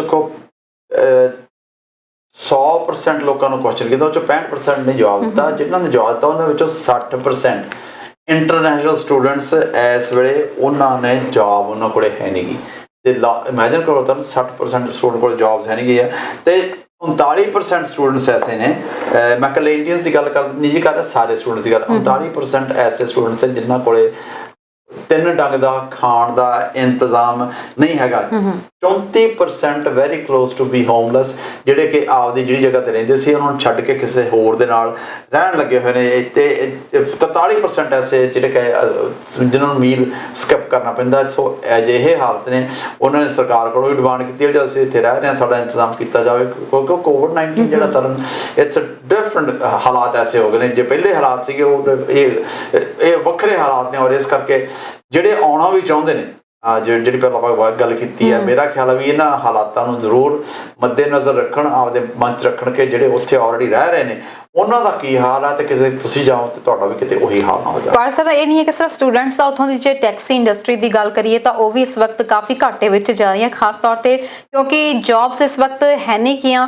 ਟੈਕਸੀਜ਼ ਵਾਲਿਆਂ ਨੂੰ ਵੀ ਜਿੱਥੇ ਕਰਫਿਊਜ਼ ਆ ਉਹ ਵੀ ਇਹ ਕੰਮ ਨਹੀਂ ਕਰ ਸਕਦੇ। ਬੈਨੀਫਿਟਸ ਵੀ ਅਜੇ ਲਗਭਗ ਮੁੱਕਣ ਤੇ ਆ ਰਹੇ ਨੇ, ਬੈਨੀਫਿਟਸ ਅਜੇ ਅੱਗੇ ਵਧਾਉਣ ਦੀ ਗੱਲ ਨਹੀਂ ਆਖੀ ਜਾ ਰਹੀ। ਸੋ ਅਜਿਹੇ ਵਿੱਚ ਟੈਕਸੀ ਇੰਡਸਟਰੀ ਵੀ ਬਹੁਤ ਜ਼ਿਆਦਾ ਪ੍ਰਭਾਵਿਤ ਹੋਈ ਹੈ। ਤਰਨ, ਮੈਲਬੌਰਨ ਦੇ ਵਿੱਚ ਜਸਬੀਰ ਸਿੰਘ ਗਿੱਲ ਸਾਹਿਬ ਨੇ ਜੀ, ਇਹ ਟੈਕਸੀ ਡਰਾਈਵਰ ਸੀਗੇ ਔਰ ਇਹਨਾਂ ਨੂੰ ਕੋਵਿਡ ਹੋ ਗਿਆ ਸੀਗਾ ਜੀ, ਔਰ ਇਹਨਾਂ ਨੇ ਆਪਦੀ ਹਾਲਤ ਦੱਸੀ ਹੈ ਵੀ ਹਾਲਤ ਕੀ ਸੀ। ਇਹ ਪਰਿਵਾਰ ਦੇ ਨਾਲ ਰਹਿੰਦੇ, 2 ਬੱਚੇ, ਇਹਨਾਂ ਦੀ ਵਾਈਫ ਹੈ ਜੀ।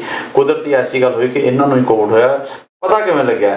ਕਹਿੰਦੇ ਮੈਂ ਇੱਕ ਦਿਨ ਜਿਹੜੀ ਵਿਕਸ ਵੇਪਰ ਹੁੰਦੀ ਆ ਉਹਦੀ ਤੁਸੀਂ ਆਪਣਾ ਡੱਬੀ ਖੋਲਦੇ ਕਿੰਨੀ ਤੇਜ਼ ਸਮੈਲ ਨਹੀਂ ਆਈ, ਇਹਨਾਂ ਨੂੰ ਸ਼ੱਕ ਹੋਇਆ।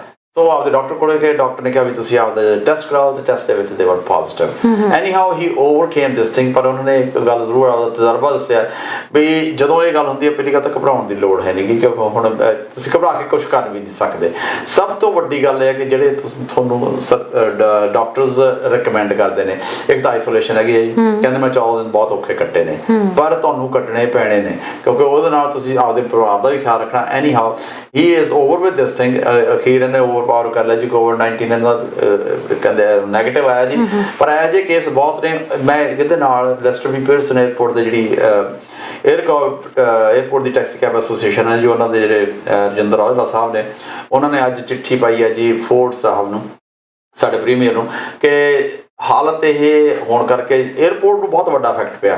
ਅਤੇ ਬਾਕੀ ਟੈਕਸੀ ਇੰਡਸਟਰੀ ਥੋੜਾ ਬਹੁਤਾ ਕੰਮ ਚੱਲ ਰਿਹਾ ਜੀ, ਸਾਹ ਲੈ ਰਹੀ ਹੈ। 에어ਪੋਰਟ ਵਾਲੀ ਇੰਡਸਟਰੀ ਬਿਲਕੁਲ ਆਲਮੋਸਟ ਖਤਮ ਹੋਣ ਦੀ ਥਾਂ ਤੇ ਹੈਗੀ ਹੈ। ਉਹ 'ਚ ਉਹਨਾਂ ਨੇ ਰਿਕੁਐਸਟ ਕੀਤੀ ਹੈ ਕਿ ਜਿਹੜੀ ਸਾਨੂੰ ਘੱਟੋ ਘੱਟ ਇੰਸ਼ੋਰੈਂਸ ਹੈਗੀ ਹੈ ਉਹ ਥਰੂ ਮਿਸਟਰ ਗੁਰਰਤਨ ਸਿੰਘ ਜਿਹੜੇ MPP ਨੇ ਜੀ, ਉਹਨਾਂ ਦੇ ਰਾਹੀਂ ਚਿੱਠੀ ਗਈ ਹੈ ਜੀ ਉਹਨਾਂ ਨੂੰ, ਫੋਰਡ ਸਾਹਿਬ ਨੂੰ, ਵੀ ਇਹ ਇੰਸ਼ੋਰੈਂਸ ਕੱਟਣੀ ਚਾਹੀਦੀ ਹੈ। ਗੁਰਰਤਨ ਹੋਣਾ ਨੇ ਪਹਿਲਾਂ ਵੀ ਇੰਸ਼ੋਰੈਂਸ ਦੀ ਗੱਲਾਂ ਕੀਤੀਆਂ ਨੇ ਜੀ, ਆਮ ਨਥਿੰਗ ਅਗੇਂਸਟ, ਪਰ ਜਗਮੀਤ ਹੋਣਾ ਨੇ ਵੀ ਇੰਸ਼ੋਰੈਂਸ ਦੀਆਂ ਗੱਲਾਂ ਕੀਤੀਆਂ ਸੀ, ਦੋਨਾਂ ਨੇ ਸੀਟਾਂ ਵੀ ਮੈਨੂੰ ਲੱਗਦਾ ਵੀ ਇੰਸ਼ੋਰੈਂਸ ਨਾਲ ਸਪੋਰਟ ਵੀ ਬੜੀ ਹੋਈ ਸੀ, ਪਰ ਇੰਸ਼ੋਰੈਂਸ ਦਾ ਹੁਣ ਤੱਕ ਹੋਇਆ ਕੁਝ ਨਹੀਂ ਹੈ ਜੀ। ਦੇਖੋ ਗੁਰਰਤਨ ਹੋਣਾ ਦੀ ਜਿਹੜੀ ਇਹ ਚਿੱਠੀ ਹੈ ਫੋਰਡ ਸਾਹਿਬ ਤੇ ਕਿੰਨਾ ਕੁ ਅਸਰ ਪਾਉਂਦੀ ਹੈ ਤੇ ਟੈਕਸੀ ਇੰਡਸਟਰੀ ਨੂੰ ਕਿੰਨਾ ਕੁ ਫਾਇਦਾ ਦੇ ਸਕਦੀ ਹੈ। ਬਿਲਕੁਲ ਜੀ, ਤੇ ਉਸ ਤੋਂ ਬਾਅਦ ਅਗਲੀ ਖਬਰ ਅਸੀਂ ਹੁਣ ਥੋੜੀ ਜਿਹੀ ਅਮਰੀਕਾ ਦੇ ਵੱਲ ਰੁਖ ਕਰ ਲਈਏ। ਇਲੈਕਸ਼ਨਸ ਦਾ ਮਾਹੌਲ ਗਰਮਾਇਆ ਹੋਇਆ, ਸੋ ਇਸ ਵਕਤ ਕੋਸ਼ਿਸ਼ ਕੀਤੀ ਜਾ ਰਹੀ ਹੈ ਕਿ ਕਿੱਥੋਂ ਇੱਕ ਦੂਜੇ ਦੇ ਖਿਲਾਫ ਬੋਲਣ ਲਈ ਕੁਝ ਮਿਲੇ। ਸਰ ਮਿਸਟਰ ਟਰੰਪ ਦੀ ਗੱਲ ਕਰੀਏ ਤਾਂ ਲਗਾਤਾਰ ਇਸ ਗੱਲ ਨੂੰ ਕਹਿ ਰਹੇ ਸਨ, ਉਹਨਾਂ ਨੇ ਨਕਾਰਿਆ ਸੀ ਇਸ ਗੱਲ ਨੂੰ ਲੈ ਕੇ ਕਿ ਮਿਸਟਰ ਵਲਾਦੀਮੀਰ ਪੁਤਿਨ ਦੇ ਨਾਲ ਉਹਨਾਂ ਦੇ ਕੋਈ ਸੰਬੰਧ ਹੈਗੇ ਜਾਂ ਨਹੀਂ ਹੈਗੇ, ਲਗਾਤਾਰ ਇਸ ਗੱਲ ਨੂੰ ਨਕਾਰ ਰਹੇ ਸੀ। ਪਰ ਹੁਣ ਇੱਕ ਅਜਿਹੀ ਚਿੱਠੀ ਸਾਹਮਣੇ ਆਈ ਹੈ ਜਿਸ ਤੋਂ ਬਾਅਦ ਇਹ ਸੰਬੰਧ ਕਿਵੇਂ ਦੇ ਸਨ ਇਹ ਵੀ ਰਿਵੀਲ ਹੋ ਗਿਆ। ਤਰਨ ਕਾਏ ਕੁਝ ਹੋਈ ਜਾਂਦਾ ਵੀ ਜਿਹੜੀਆਂ ਕਾਰਵਾਈਆਂ ਨੇ ਨਾ ਉਹ ਤਾਂ ਚੱਲੀ ਜਾ ਰਹੀਆਂ ਨੇ, ਟਰੰਪ ਸਾਹਿਬ ਉੱਤੇ ਦੀ ਕੁਝ ਕਹੀ ਜਾਣ। ਸੈਨੇਟ ਇੰਟੈਲੀਜੈਂਸ ਕਮੇਟੀ ਹੈ ਜੀ, ਉਹਨੇ ਰਿਪੋਰਟ ਰਿਲੀਜ਼ ਕੀਤੀ ਹੈ ਜਿਹਦੇ ਵਿੱਚ ਡੋਨਲਡ ਟਰੰਪ ਸਾਹਿਬ ਨੇ ਵਲਾਦੀਮੀਰ ਪੁਤਿਨ ਨੂੰ ਚਿੱਠੀ ਪਾਈ ਸੀ। ਚਿੱਠੀ ਪਾਈ ਕਦੋਂ ਸੀ? 2013 ਦੀ ਗੱਲ ਹੈ ਜੀ। ਉਦੋਂ ਉੱਥੇ ਕੋਈ ਜਿਹੜਾ ਕੋਈ ਕੰਟੈਸਟ ਸੀਗਾ, ਬਿਊਟੀ ਕੰਟੈਸਟ ਜੀ, ਪੈਜੈਂਟ ਸੀਗਾ, ਉਹ ਮਾਸਕੋ ਦੇ ਵਿੱਚ ਹੋਣਾ ਸੀਗਾ, ਤੇ ਉਹਦੇ ਵਿੱਚ ਉਹਨਾਂ ਨੇ ਚਿੱਠੀ ਪੁਤਿਨ ਸਾਹਿਬ ਨੂੰ ਲਿਖੀ ਹੈ। ਔਰ ਹੋਰ ਮੈਂ ਤੁਸੀਂ ਕਹੋਗੇ ਮੈਂ ਕੈਸੀ ਗੱਲ ਕਰਨਾ, ਇਹ ਅਖਲਾਕ ਦਾ ਇਦੋਂ ਕਰਨਾ ਹੋਰ ਕੀ ਹੋ ਸਕਦਾ। ਉਹ ਚਿੱਠੀ ਦੇ ਉੱਤੇ ਸਾਈਡ ਦੇ ਉੱਤੇ ਟਰੰਪ ਸਾਹਿਬ ਨੇ ਕੈਪੀਟਲ ਲੈਟਰਸ 'ਚ ਲਿਖਿਆ ਹੈ ਬਿਊਟੀਫੁਲ ਵੂਮਨ, ਵੀ ਤੁਸੀਂ ਲਾਲਚ ਦੇ ਰਹੇ ਹੋ। ਜਿਹੜਾ ਉੱਥੋਂ ਦਾ ਪ੍ਰੈਜ਼ੀਡੈਂਟ ਹੈਗਾ ਵੀ ਉਹ ਪੈਜੈਂਟ ਦੇ ਵਿੱਚ ਬਹੁਤ ਸੋਹਣੀਆਂ ਲੜਕੀਆਂ ਹੋਣਗੀਆਂ, ਵੀ ਤੂੰ ਜ਼ਰੂਰ ਆ। ਕੈਸੀ ਮੈਂ ਮੈਂਟੈਲਿਟੀ ਟਰੰਪ ਸਾਹਿਬ ਦੀ ਸੋਚ ਰਿਹਾ ਵੀ ਕਿੱਥੇ ਤੱਕ ਬੰਦਾ, ਮੈਨੂੰ ਇਉਂ ਲੱਗਦਾ ਕਿ ਗਿਰ ਸਕਦਾ। ਖੈਰ ਇਹਨਾਂ ਨੇ ਜੀ ਉਸ ਤੋਂ ਪਹਿਲਾਂ ਇਹ ਗੱਲ ਕਹੀ ਸੀ ਜਦੋਂ ਇਲੈਕਸ਼ਨ ਪਿਛਲੀ ਵਾਰੀ ਹੋਈ ਹੈ, ਉਹਦੇ 'ਚ ਇਹਨਾਂ ਨੇ ਇਹ ਗੱਲ ਕਹੀ ਸੀ ਕਿ ਮੇਰਾ ਰਸ਼ੀਆ ਦੇ ਨਾਲ ਕੋਈ ਵੀ ਸੰਬੰਧ ਨਹੀਂ ਹੈ। ਔਰ ਉਹਦੇ ਵਿੱਚ ਜਿਹੜੀ ਇਹ ਚਿੱਠੀ ਹੈ ਉਹਦੇ 'ਚ ਇਹਨਾਂ ਨੇ ਇਹ ਵੀ ਜ਼ਾਹਰ ਕੀਤਾ ਕਿ ਮੈਂ ਤੁਹਾਨੂੰ ਪ੍ਰਾਈਵੇਟਲੀ ਮਿਲਣਾ ਚਾਹੁੰਦਾ। ਇਹਨਾਂ ਦੀ ਉਸ ਵੇਲੇ ਇਹਨਾਂ ਦੇ ਇੱਕ ਜਿਹੜਾ ਪਾਰਟਨਰ ਹੈਗਾ ਰਸ਼ੀਆ ਦੇ ਵਿੱਚ, ਉਹ ਆਲਰੇਡੀ ਡੀਲਾਂ ਕਰ ਰਿਹਾ ਸੀਗਾ ਰਸ਼ੀਆ ਦੇ ਵਿੱਚ। ਔਰ ਟਰੰਪ ਸਾਹਿਬ ਨੇ ਬਿਲਕੁਲ ਸਿੱਧਾ ਕੋਰਾ ਝੂਠ ਹੀ ਬੋਲਿਆ ਜਿਹੜੇ ਹਿਸਾਬ 'ਚ ਚਿੱਠੀ ਆਉਂਦੀ ਹੈ ਕਿ ਮੇਰਾ ਰਸ਼ੀਆ ਦੇ ਨਾਲ ਕੋਈ ਸੰਬੰਧ ਹੀ ਹੈ ਨਹੀਂਗਾ। ਸੰਬੰਧ ਇਹਦੇ ਆਲਰੇਡੀ ਸੀਗੇ ਜੀ, ਹੌਲੀ ਹੌਲੀ ਪ੍ਰੂਵ ਹੋ ਰਹੇ ਨੇ, ਇਹਨਾਂ ਦੇ ਆਲੇ ਦੁਆਲੇ ਵਾਲਿਆਂ ਦੇ ਹੋ ਰਹੇ ਨੇ। ਪਰ ਜਦੋਂ ਅਸੀਂ ਕਹਿੰਦਾ ਵੀ ਮੇਰੀ ਤਾਂ ਦਾਲ ਡੁੱਲੀ ਭੁੰਜੇ ਹੀ ਖਾਣੇ ਹੁੰਦੇ ਆ, ਉਹ ਇਹੋ ਜਿਹੀ ਗੱਲ ਇਹਨਾਂ ਦੀ ਹੈਗੀ ਜੀ।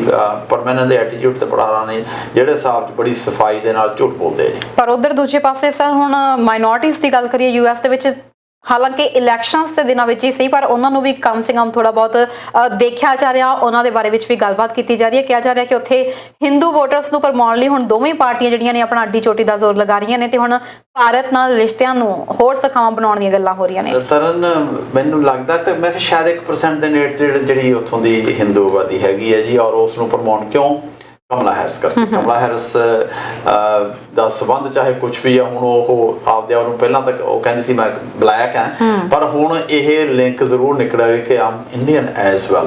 ਉਸ ਪਰਸੈਂਟ ਉਹਨੂੰ ਭਰਮਾਉਣ ਵਾਸਤੇ ਜੀ ਦੋਨਾਂ ਧਿਰਾਂ ਦਾ, ਕਿਉਂਕਿ ਟਰੰਪ ਸਾਹਿਬ ਨੇ ਜ਼ਰੂਰਤ ਹੈ ਵੋਟ ਦੀ, ਹੁਣ 1% ਦਾ ਵੀ ਬਹੁਤ ਫਰਕ ਹੋਇਆ। ਮੈਂ ਤੁਹਾਨੂੰ ਦੱਸਦਾ, ਕੁਝ ਸਟੇਟਸ ਹੈਗੇ ਨੇ, 14-15 ਸਟੇਟਸ ਐਸੀਆਂ ਨੇ ਤਰਨ ਜਿਹਨਾਂ ਨੂੰ ਬੈਟਲ ਗਰਾਊਂਡ ਸਟੇਟਸ ਕਹਿੰਦੇ ਨੇ।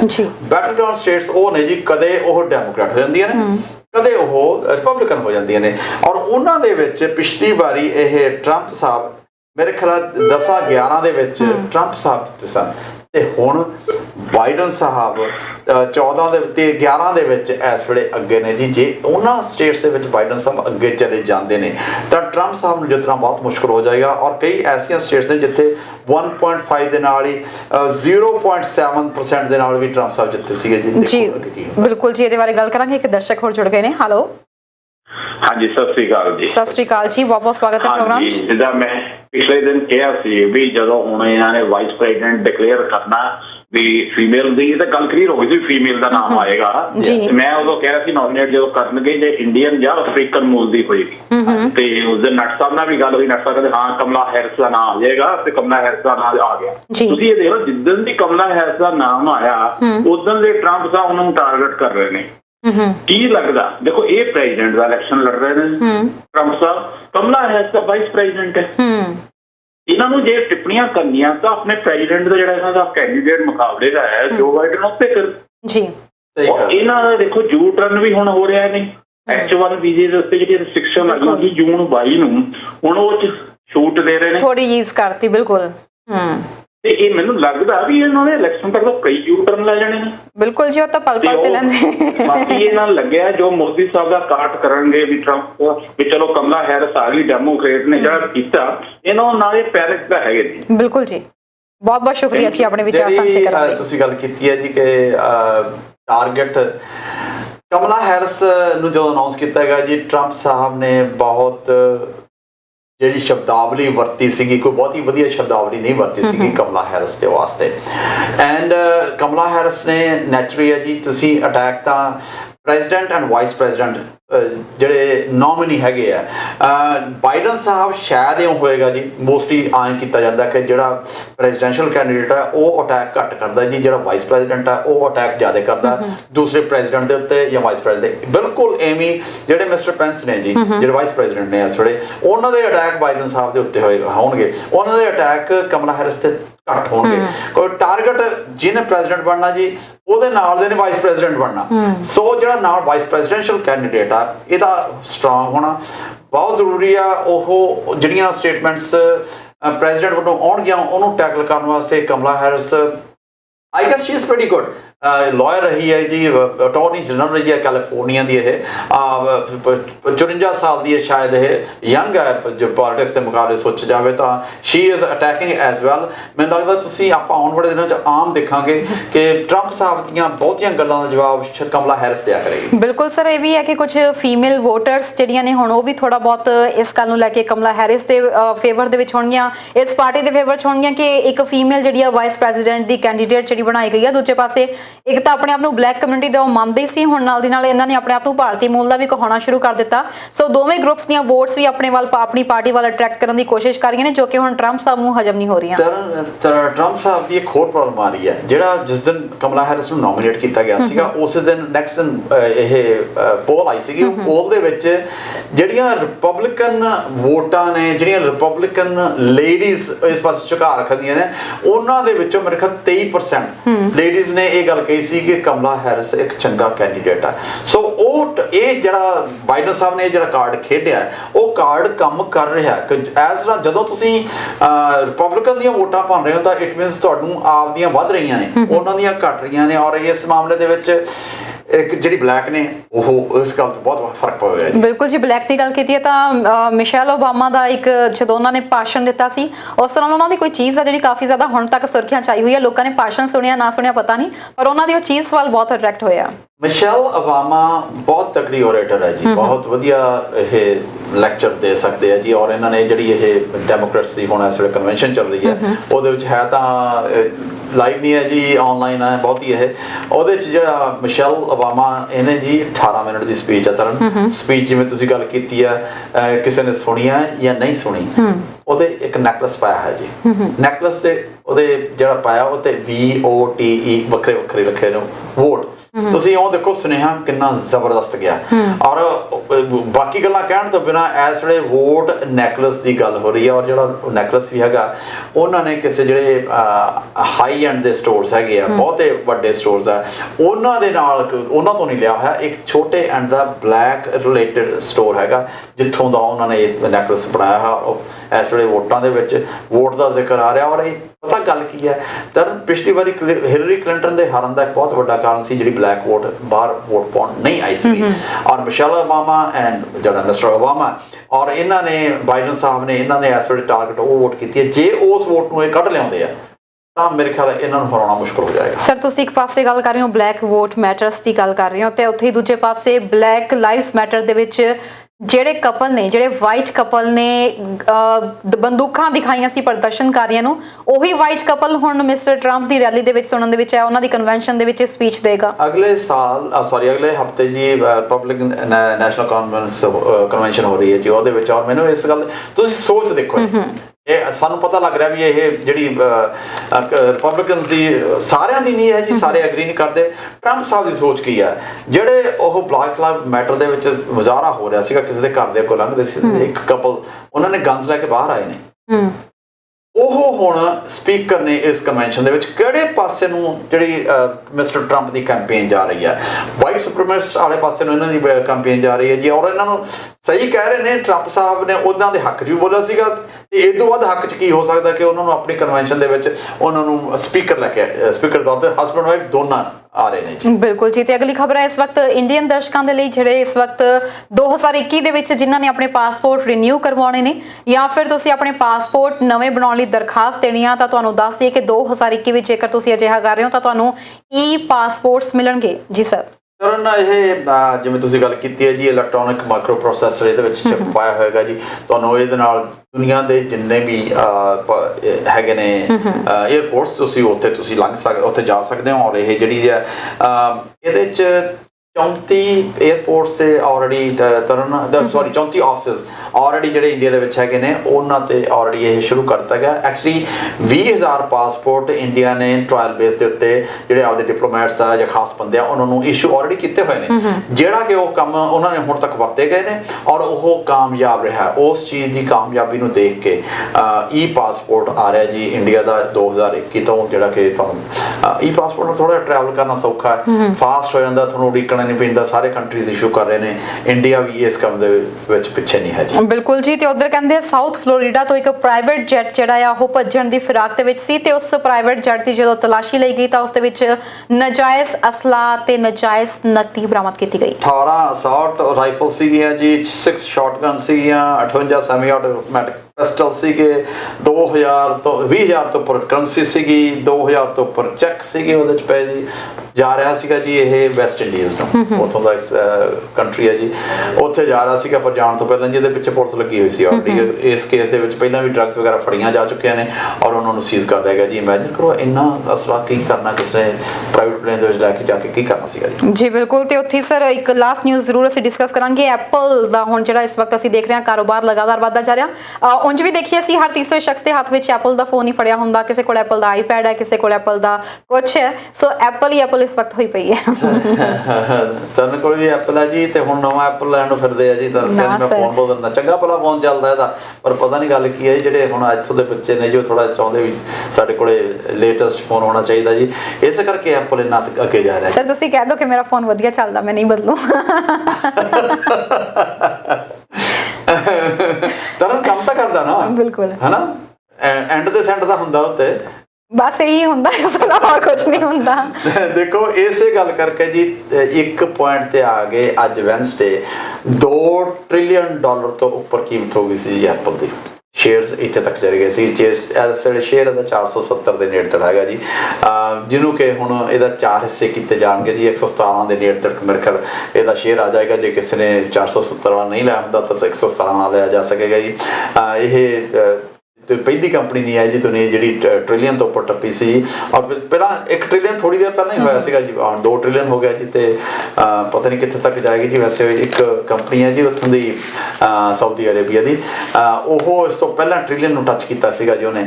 ਪਰ ਕਿਉਂਕਿ ਹੁਣ ਆਇਲ ਦੀਆਂ ਪ੍ਰਾਈਸਿਸ ਘੱਟ ਹੈਗੀਆਂ ਨੇ ਜੀ, ਹਾਲਤ ਮੰਦੀ ਹੈਗੀ ਜੀ, ਇਸ ਕਰਕੇ ਉਹਦੀ ਪ੍ਰਾਈਸ ਘਟ ਗਈ ਹੈ ਜੀ। ਇਸ ਵੇਲੇ ਐਪਲ 2 ਟ੍ਰਿਲੀਅਨ ਦਾ ਹੋ ਗਿਆ। ਬਿਲਕੁਲ ਜੀ। ਸਰ ਆਪਾਂ ਇਲੈਕਸ਼ਨਸ ਦੀ ਗੱਲਬਾਤ ਕਰ ਰਹੇ ਹਾਂ ਤਾਂ ਇਸ ਵਕਤ US ਇਲੈਕਸ਼ਨਸ ਇੰਨਾ ਜ਼ਿਆਦਾ ਘਿਰ ਚੁੱਕੇ ਹਨ ਕਿ ਇਸ ਵਕਤ ਟੋਰੀਸ ਦਾ ਕੀ ਬਣਿਆ, ਇਹਦੇ ਬਾਰੇ ਕੋਈ ਨਵਾਂ ਵਿਚਾਰ, ਕੋਈ ਨਵੀਂ ਅਪਡੇਸ਼ਨ ਆਈ ਹੋਵੇ ਲੀਡਰਸ਼ਿਪ ਦੌੜ ਜਿਹੜੀ ਇਸ ਵਕਤ ਚੱਲ ਰਹੀ ਹੈ? ਤਰਨ 21 ਤਾਰੀਖ ਨੂੰ ਇਹ ਰਿਜ਼ਲਟਸ ਆ ਜਾਣੇ ਹੈਗੇ ਨੇ, ਜਿਹੜੇ ਕਿ ਸਾਡੀ ਇੱਥੋਂ ਦੀ ਕੰਜ਼ਰਵੇਟਿਵ ਪਾਰਟੀ ਹੈ ਜੀ, ਉਹਦੀ ਲੀਡਰਸ਼ਿਪ ਵੈਰੀ ਕਲੋਜ਼, ਜਿੰਨੇ 5000 ਤੋਂ ਉੱਪਰ ਤਰਨ ਸਰਵੇ ਕੀਤਾ ਗਿਆ ਜੀ ਟੋਰੀਜ਼ ਦਾ, ਜਿਨ੍ਹਾਂ ਨੇ ਵੋਟਾਂ ਪਾਈਆਂ ਨੇ। ਉਸ ਹਿਸਾਬ ਦੇ ਵਿੱਚ ਜਿਹੜਾ ਮਾਰਜਨ ਆਫ ਐਰਰ ਆ, ਇਟਸ ਵੈਰੀ ਕਲੋਜ਼। ਮੇਰੇ ਖਿਆਲ ਕੋਈ ਵੀ ਜਿੱਤ ਸਕਦਾ, ਪਰ ਚਾਂਸਸ ਇਹ ਹੈ ਕਿ ਥੋੜੇ ਮਾਰਜਨ ਦੇ ਨਾਲ ਫਰਸਟ ਬੈਲਟ ਤੇ ਨਹੀਂ ਜੀ ਫੈਸਲਾ ਹੋਏਗਾ, ਸੈਕੰਡ ਬੈਲਟ ਤੇ ਸ਼ਾਇਦ, ਨਹੀਂ ਤਾਂ ਤੀਸਰੇ ਬੈਲਟ ਤੇ ਜਾ ਕੇ ਫੈਸਲਾ ਹੋਏਗਾ। ਤੇ ਕਹਿੰਦੇ ਨੇ ਜੀ 51% ਦੇ ਨਾਲ ਪੀਟਰ ਮਕੇਸ ਸਾਹਿਬ ਜਿੱਤਣਗੇ, ਜਿਹੜੇ ਐਰਨ ਓਟੂਲ ਨੇ ਉਹ 49 ਤੇ ਰਹਿ ਜਾਣਗੇ ਜੀ। ਇਟਸ ਵੈਰੀ ਕਲੋਜ਼, ਹਜੇ ਵੀ ਕੋਈ ਪਤਾ ਨਹੀਂ ਹੈ ਕਿ ਵੋਟ ਕਿੱਧਰ ਨੂੰ ਜਾਣੀ ਹੈ, ਤੇ ਕੰਜ਼ਰਵੇਟਿਵ ਦਾ ਕਲੀਅਰ ਕੱਟ ਨੇਤਾ ਇਸ ਵੇਲੇ ਕੋਈ ਵੀ ਪ੍ਰੋਡਕਟ ਨਹੀਂ ਕਰ ਸਕਦਾ। ਜੀ ਬਿਲਕੁਲ, ਤੇ ਸਮਾਂ ਵੀ ਇਜਾਜ਼ਤ ਲੈਣ ਦਾ ਹੋ ਰਿਹਾ। ਜਾਣ ਤੋਂ ਪਹਿਲਾਂ ਸਰ ਅੱਜ ਕਿਸ ਚੀਜ਼ ਦੇ ਬਾਰੇ ਵਿੱਚ ਜਾਣਕਾਰੀ ਦੇ ਰਹੇ ਹਾਂ, ਆਪਣੇ ਦਰਸ਼ਕਾਂ ਨੂੰ ਜ਼ਰੂਰ ਦੱਸ ਦਿਓ ਕਿ ਕਮੈਂਟਸ ਨਾਲ ਜ਼ਰੂਰ ਕਰਿਓ। ਜਿਹਨੇ ਫੋਨ ਤੇ ਵੀ ਦੱਸਣਾ ਜੀ ਜ਼ਰੂਰ ਦੱਸੋ, ਸਾਨੂੰ ਆਏ ਨਹੀਂ ਹੈ, ਅਸੀਂ ਵਿਲ ਵੇਟ ਫॉर दैट। ਇਹ ਕ੍ਰਿਕਟਰ ਨੇ, ਇਹਨਾਂ ਨੇ ਜੀ ਨਾਲੇ ਇਹ ਪੋਲੀਟੀਸ਼ੀਅਨ ਨੇ, ਇਹ ਉੱਤਰ ਪ੍ਰਦੇਸ਼ ਤੋਂ ਇਹ ਪੋਲੀਟੀਸ਼ੀਅਨ ਉੱਥੇ ਲੜਦੇ ਰਹੇ ਨੇ ਜੀ, MP ਵੀ ਰਹੇ ਨੇ, MP MLA ਵੀ ਰਹੇ ਨੇ ਜੀ। ਇਹਨਾਂ ਦੇ ਜੀ ਸਭ ਤੋਂ ਵੱਡਾ, ਇਹਨਾਂ ਨੇ ਰਣਜੀ ਵਾਸਤੇ ਖੇਡੇ ਸੀਗੇ ਜੀ, ਮਹਾਰਾਸ਼ਟਰ ਰਣਜੀ ਟਰਾਫੀ ਮਹਾਰਾਸ਼ਟਰ ਵੱਲੋਂ ਵੀ ਖੇਡੇ ਨੇ ਜੀ, ਔਰ ਇਹ ਦਿੱਲੀ ਵੱਲੋਂ ਹੀ ਖੇਡੇ ਨੇ। 1970 ਦੇ ਵਿੱਚ ਇਹ ਕ੍ਰਿਕਟ ਖੇਡਦੇ ਹੁੰਦੇ ਸੀਗੇ, ਔਰ ਇਹਨਾਂ ਦੀ ਤੇ ਸੁਨੀਲ ਗਵਾਸਕਰ ਦੀ ਓਪਨਿੰਗ ਪੇਅਰ ਸਭ ਤੋਂ ਜ਼ਿਆਦਾ ਦੇਰ ਤੱਕ ਚੱਲਿਆ ਜੀ। ਇਹ ਸਭ ਤੋਂ ਜ਼ਿਆਦਾ ਦੇਰ ਸੁਨੀਲ ਗਵਾਸਕਰ ਦੇ ਨਾਲ ਓਪਨਰ ਆਉਂਦੇ ਨੇ। ਇਹਨਾਂ ਦਾ ਇੱਕ ਰੈਕਡ ਹੈ ਜੀ, ਤਰਨ ਇਹ ਪਹਿਲੇ ਟੈਸਟ ਕ੍ਰਿਕਟਰ ਸੀਗੇ ਜਿਹਨੇ 2000 ਰਨ ਬਣਾਏ ਸੀਗੇ, ਪਰ ਉਹਨਾਂ 'ਚ ਸੈਂਚਰੀ ਇੱਕ ਵੀ ਹੈ ਨਹੀਂ ਸੀਗੀ। ਓਕੇ, 2000 ਰਨ ਬਣੇ ਨੇ, ਸੈਂਚਰੀ ਇੱਕ ਵੀ ਹੈ ਨਹੀਂ ਜੀ। 3000 ਤੋਂ ਉੱਪਰ ਰਨ ਬਣਾਏ ਇਹਨਾਂ ਨੇ ਆਪਦੇ ਟੈਸਟ ਕਰੀਅਰ ਦੇ ਵਿੱਚ। ਇਹ ਉੱਤਰ ਪ੍ਰਦੇਸ਼ ਤੋਂ ਸੀਗੇ ਜੀ। ਤੁਸੀਂ ਕੋਈ ਗੈਸ ਆਇਆ ਜੀ? ਨਹੀਂ ਜੀ, ਅਜੇ ਤੱਕ ਕੋਈ ਗੈਸ ਨਹੀਂ ਆਇਆ। ਮੈਂ ਇੱਕ ਹਿੰਟ ਹੋਰ ਦੇ ਦਿੰਦਾ ਜੀ, 2 ਦਿਨ ਪਹਿਲਾਂ ਇਹਨਾਂ ਦੀ ਮੌਤ ਹੋਈ ਹੈ ਜੀ। ਇਹ ਉੱਤਰ ਪ੍ਰਦੇਸ਼ ਦੀ ਜਿਹੜੀ ਜਿਹਦੇ ਕੋਲ ਬਾਂਦਰੀ ਦਾ ਬੱਚਾ ਜੀ, ਇਹਨਾਂ ਦਾ ਜਿਹੜਾ CM ਹੈਗਾ, ਉਹਦੀ ਕੈਬਨਿਟ ਦੇ ਵਿੱਚ ਇਹ ਮੰਤਰੀ ਵੀ ਸੀਗਾ ਜੀ। ਨਹੀਂ ਸਰ, ਅਜੇ ਤੱਕ ਕੋਈ ਨਹੀਂ ਆਇਆ ਹੈਗਾ। ਸੋ ਦਰਸ਼ਕ ਇਸ ਵਕਤ ਵੇਟ ਕਰ ਰਹੇ ਸੀ ਅਸੀਂ 2 ਸੈਕਿੰਡ ਲਈ ਕਿ ਸ਼ਾਇਦ ਕਿਸੇ ਨੂੰ ਪਤਾ ਲੱਗ ਜਾਵੇ, ਬਟ ਫੋਨ ਤੇ ਵੀ ਕਰਨਾ, ਸਾਨੂੰ ਦੱਸ ਦਿਓ ਪਲੀਜ਼। ਨਹੀਂ ਜੀ, ਕੋਈ ਜਵਾਬ ਨਹੀਂ ਆਇਆ। ਚੇਤਨ ਪ੍ਰਤਾਪ ਸਿੰਘ ਚੌਹਾਨ, ਚੇਤਨ ਚੌਹਾਨ ਇਹਨਾਂ ਨੂੰ ਕਿਹਾ ਜਾਂਦਾ ਸੀਗਾ ਜੀ। ਇਹਨਾਂ ਦਾ ਇਹ ਰੈਕਡ ਹੈ ਜੀ 2000 ਰਨ ਵਿਦਆਊਟ ਅ ਸੈਂਚਰੀ, ਔਰ ਇਹਨਾਂ ਨੇ ਆਪਦੇ ਟੈਸਟ ਕਰੀਅਰ 'ਚ ਕੋਈ ਵੀ ਸੈਂਚਰੀ ਨਹੀਂ ਬਣਾਈ। 97 ਰਨ ਤੇ ਸਭ ਤੋਂ ਇਹਨਾਂ ਦਾ ਹਾਈ ਸਕੋਰ ਸੀਗਾ। ਪਰ ਇਹਨਾਂ ਨੇ ਸੁਨੀਲ ਗਵਾਸਕਰ ਦੇ ਨਾਲ ਮੇਰੇ ਖਿਆਲ 10 ਜਾਂ 11 ਸੈਂਚਰੀ ਪਾਰਟਨਰਸ਼ਿਪਸ ਹੈਗੀਆਂ ਨੇ ਇਹਨਾਂ ਦੀਆਂ। ਮੇਰੇ ਖਿਆਲ 20 ਦੇ ਨੇੜੇ ਤੇ ਸ਼ਾਇਦ 50s ਪਾਰਟਨਰਸ਼ਿਪਸ ਹੈਗੀਆਂ ਨੇ। ਇਸ ਤਰ੍ਹਾਂ ਦੇ ਕੁਝ ਸਟੈਟਸ ਹੈਗੇ ਨੇ ਜੀ। ਚੇਤਨ ਜੀ, ਅਨਿਲ ਨਖਵਾਲ ਨੇ ਤੁਹਾਡੇ ਦੱਸਣ ਤੋਂ ਪਹਿਲਾਂ ਨਾਲ ਹੀ ਰਿਪਲਾਈ ਕਰ ਦਿੱਤਾ ਸੀ ਕਿ ਚੇਤਨ ਚੌਹਾਨ। ਥੈਂਕ ਯੂ ਜੀ, ਸੋ ਨਾਈਸ ਆਫ ਯੂ। ਤੁਸੀਂ ਪਾਰਟਿਸਿਪੇਟ ਕਰਦੇ ਹੋ। ਬਾਅਦ ਵਿੱਚ ਵੀ ਤੁਸੀਂ ਕਈ ਵਾਰੀ ਫੋਨ ਕਰਨਾ ਹੁੰਦਾ, ਤੁਹਾਨੂੰ ਮੈਸੇਜ ਦਿੰਦੇ ਹੋ। ਮੈਂ ਤੁਹਾਨੂੰ ਆਪਣਾ ਨੰਬਰ ਦੇ ਦਿੰਦਾ ਜੀ, ਕੋਈ ਕਿਸੇ ਹੋਰ ਗੱਲ ਤੇ ਵੀ ਤੁਸੀਂ ਗੱਲ ਕਰਨੀ ਚਾਹੁੰਦੇ ਹੋ, ਵੀ ਵੁੱਡ ਲਵ ਟੂ ਟਾਕ। ਮੇਰਾ ਫੋਨ ਨੰਬਰ ਹੈ ਜੀ 647 403 6288। ਅਜੇ ਨਹੀਂ ਕਾਫੀ ਜੀ, ਕੱਲ ਨੂੰ ਫਿਰ ਮਿਲਾਂਗੇ। ਸਤਿ ਸ਼੍ਰੀ ਅਕਾਲ। ਬਿਲਕੁਲ ਜੀ, ਤੇ ਇਸ ਦੇ ਨਾਲ ਹੀ ਫਿਲਹਾਲ ਪ੍ਰੋਗਰਾਮ 'ਚ ਦਿਓ ਇਜਾਜ਼ਤ, ਪਰ ਚੈਨਲ ਚੇਂਜ ਨਾ ਕਰਿਓ। ਇਸ ਤੋਂ ਬਾਅਦ ਮੀਤਾ ਖੰਨਾ ਜੀ ਆ ਰਹੇ ਨੇ ਲੈ ਕੇ ਲਾਈਵ ਪ੍ਰੋਗਰਾਮ ਅੰਦਾਜ਼ ਆਪਣਾ ਆਪਣਾ। ਸੋ ਫਿਲਹਾਲ ਦਿਓ ਇਜਾਜ਼ਤ, ਦੇਖਦੇ ਰਹੋ ਹਮਦਰਦ TV। ਸਤਿ ਸ਼੍ਰੀ ਅਕਾਲ।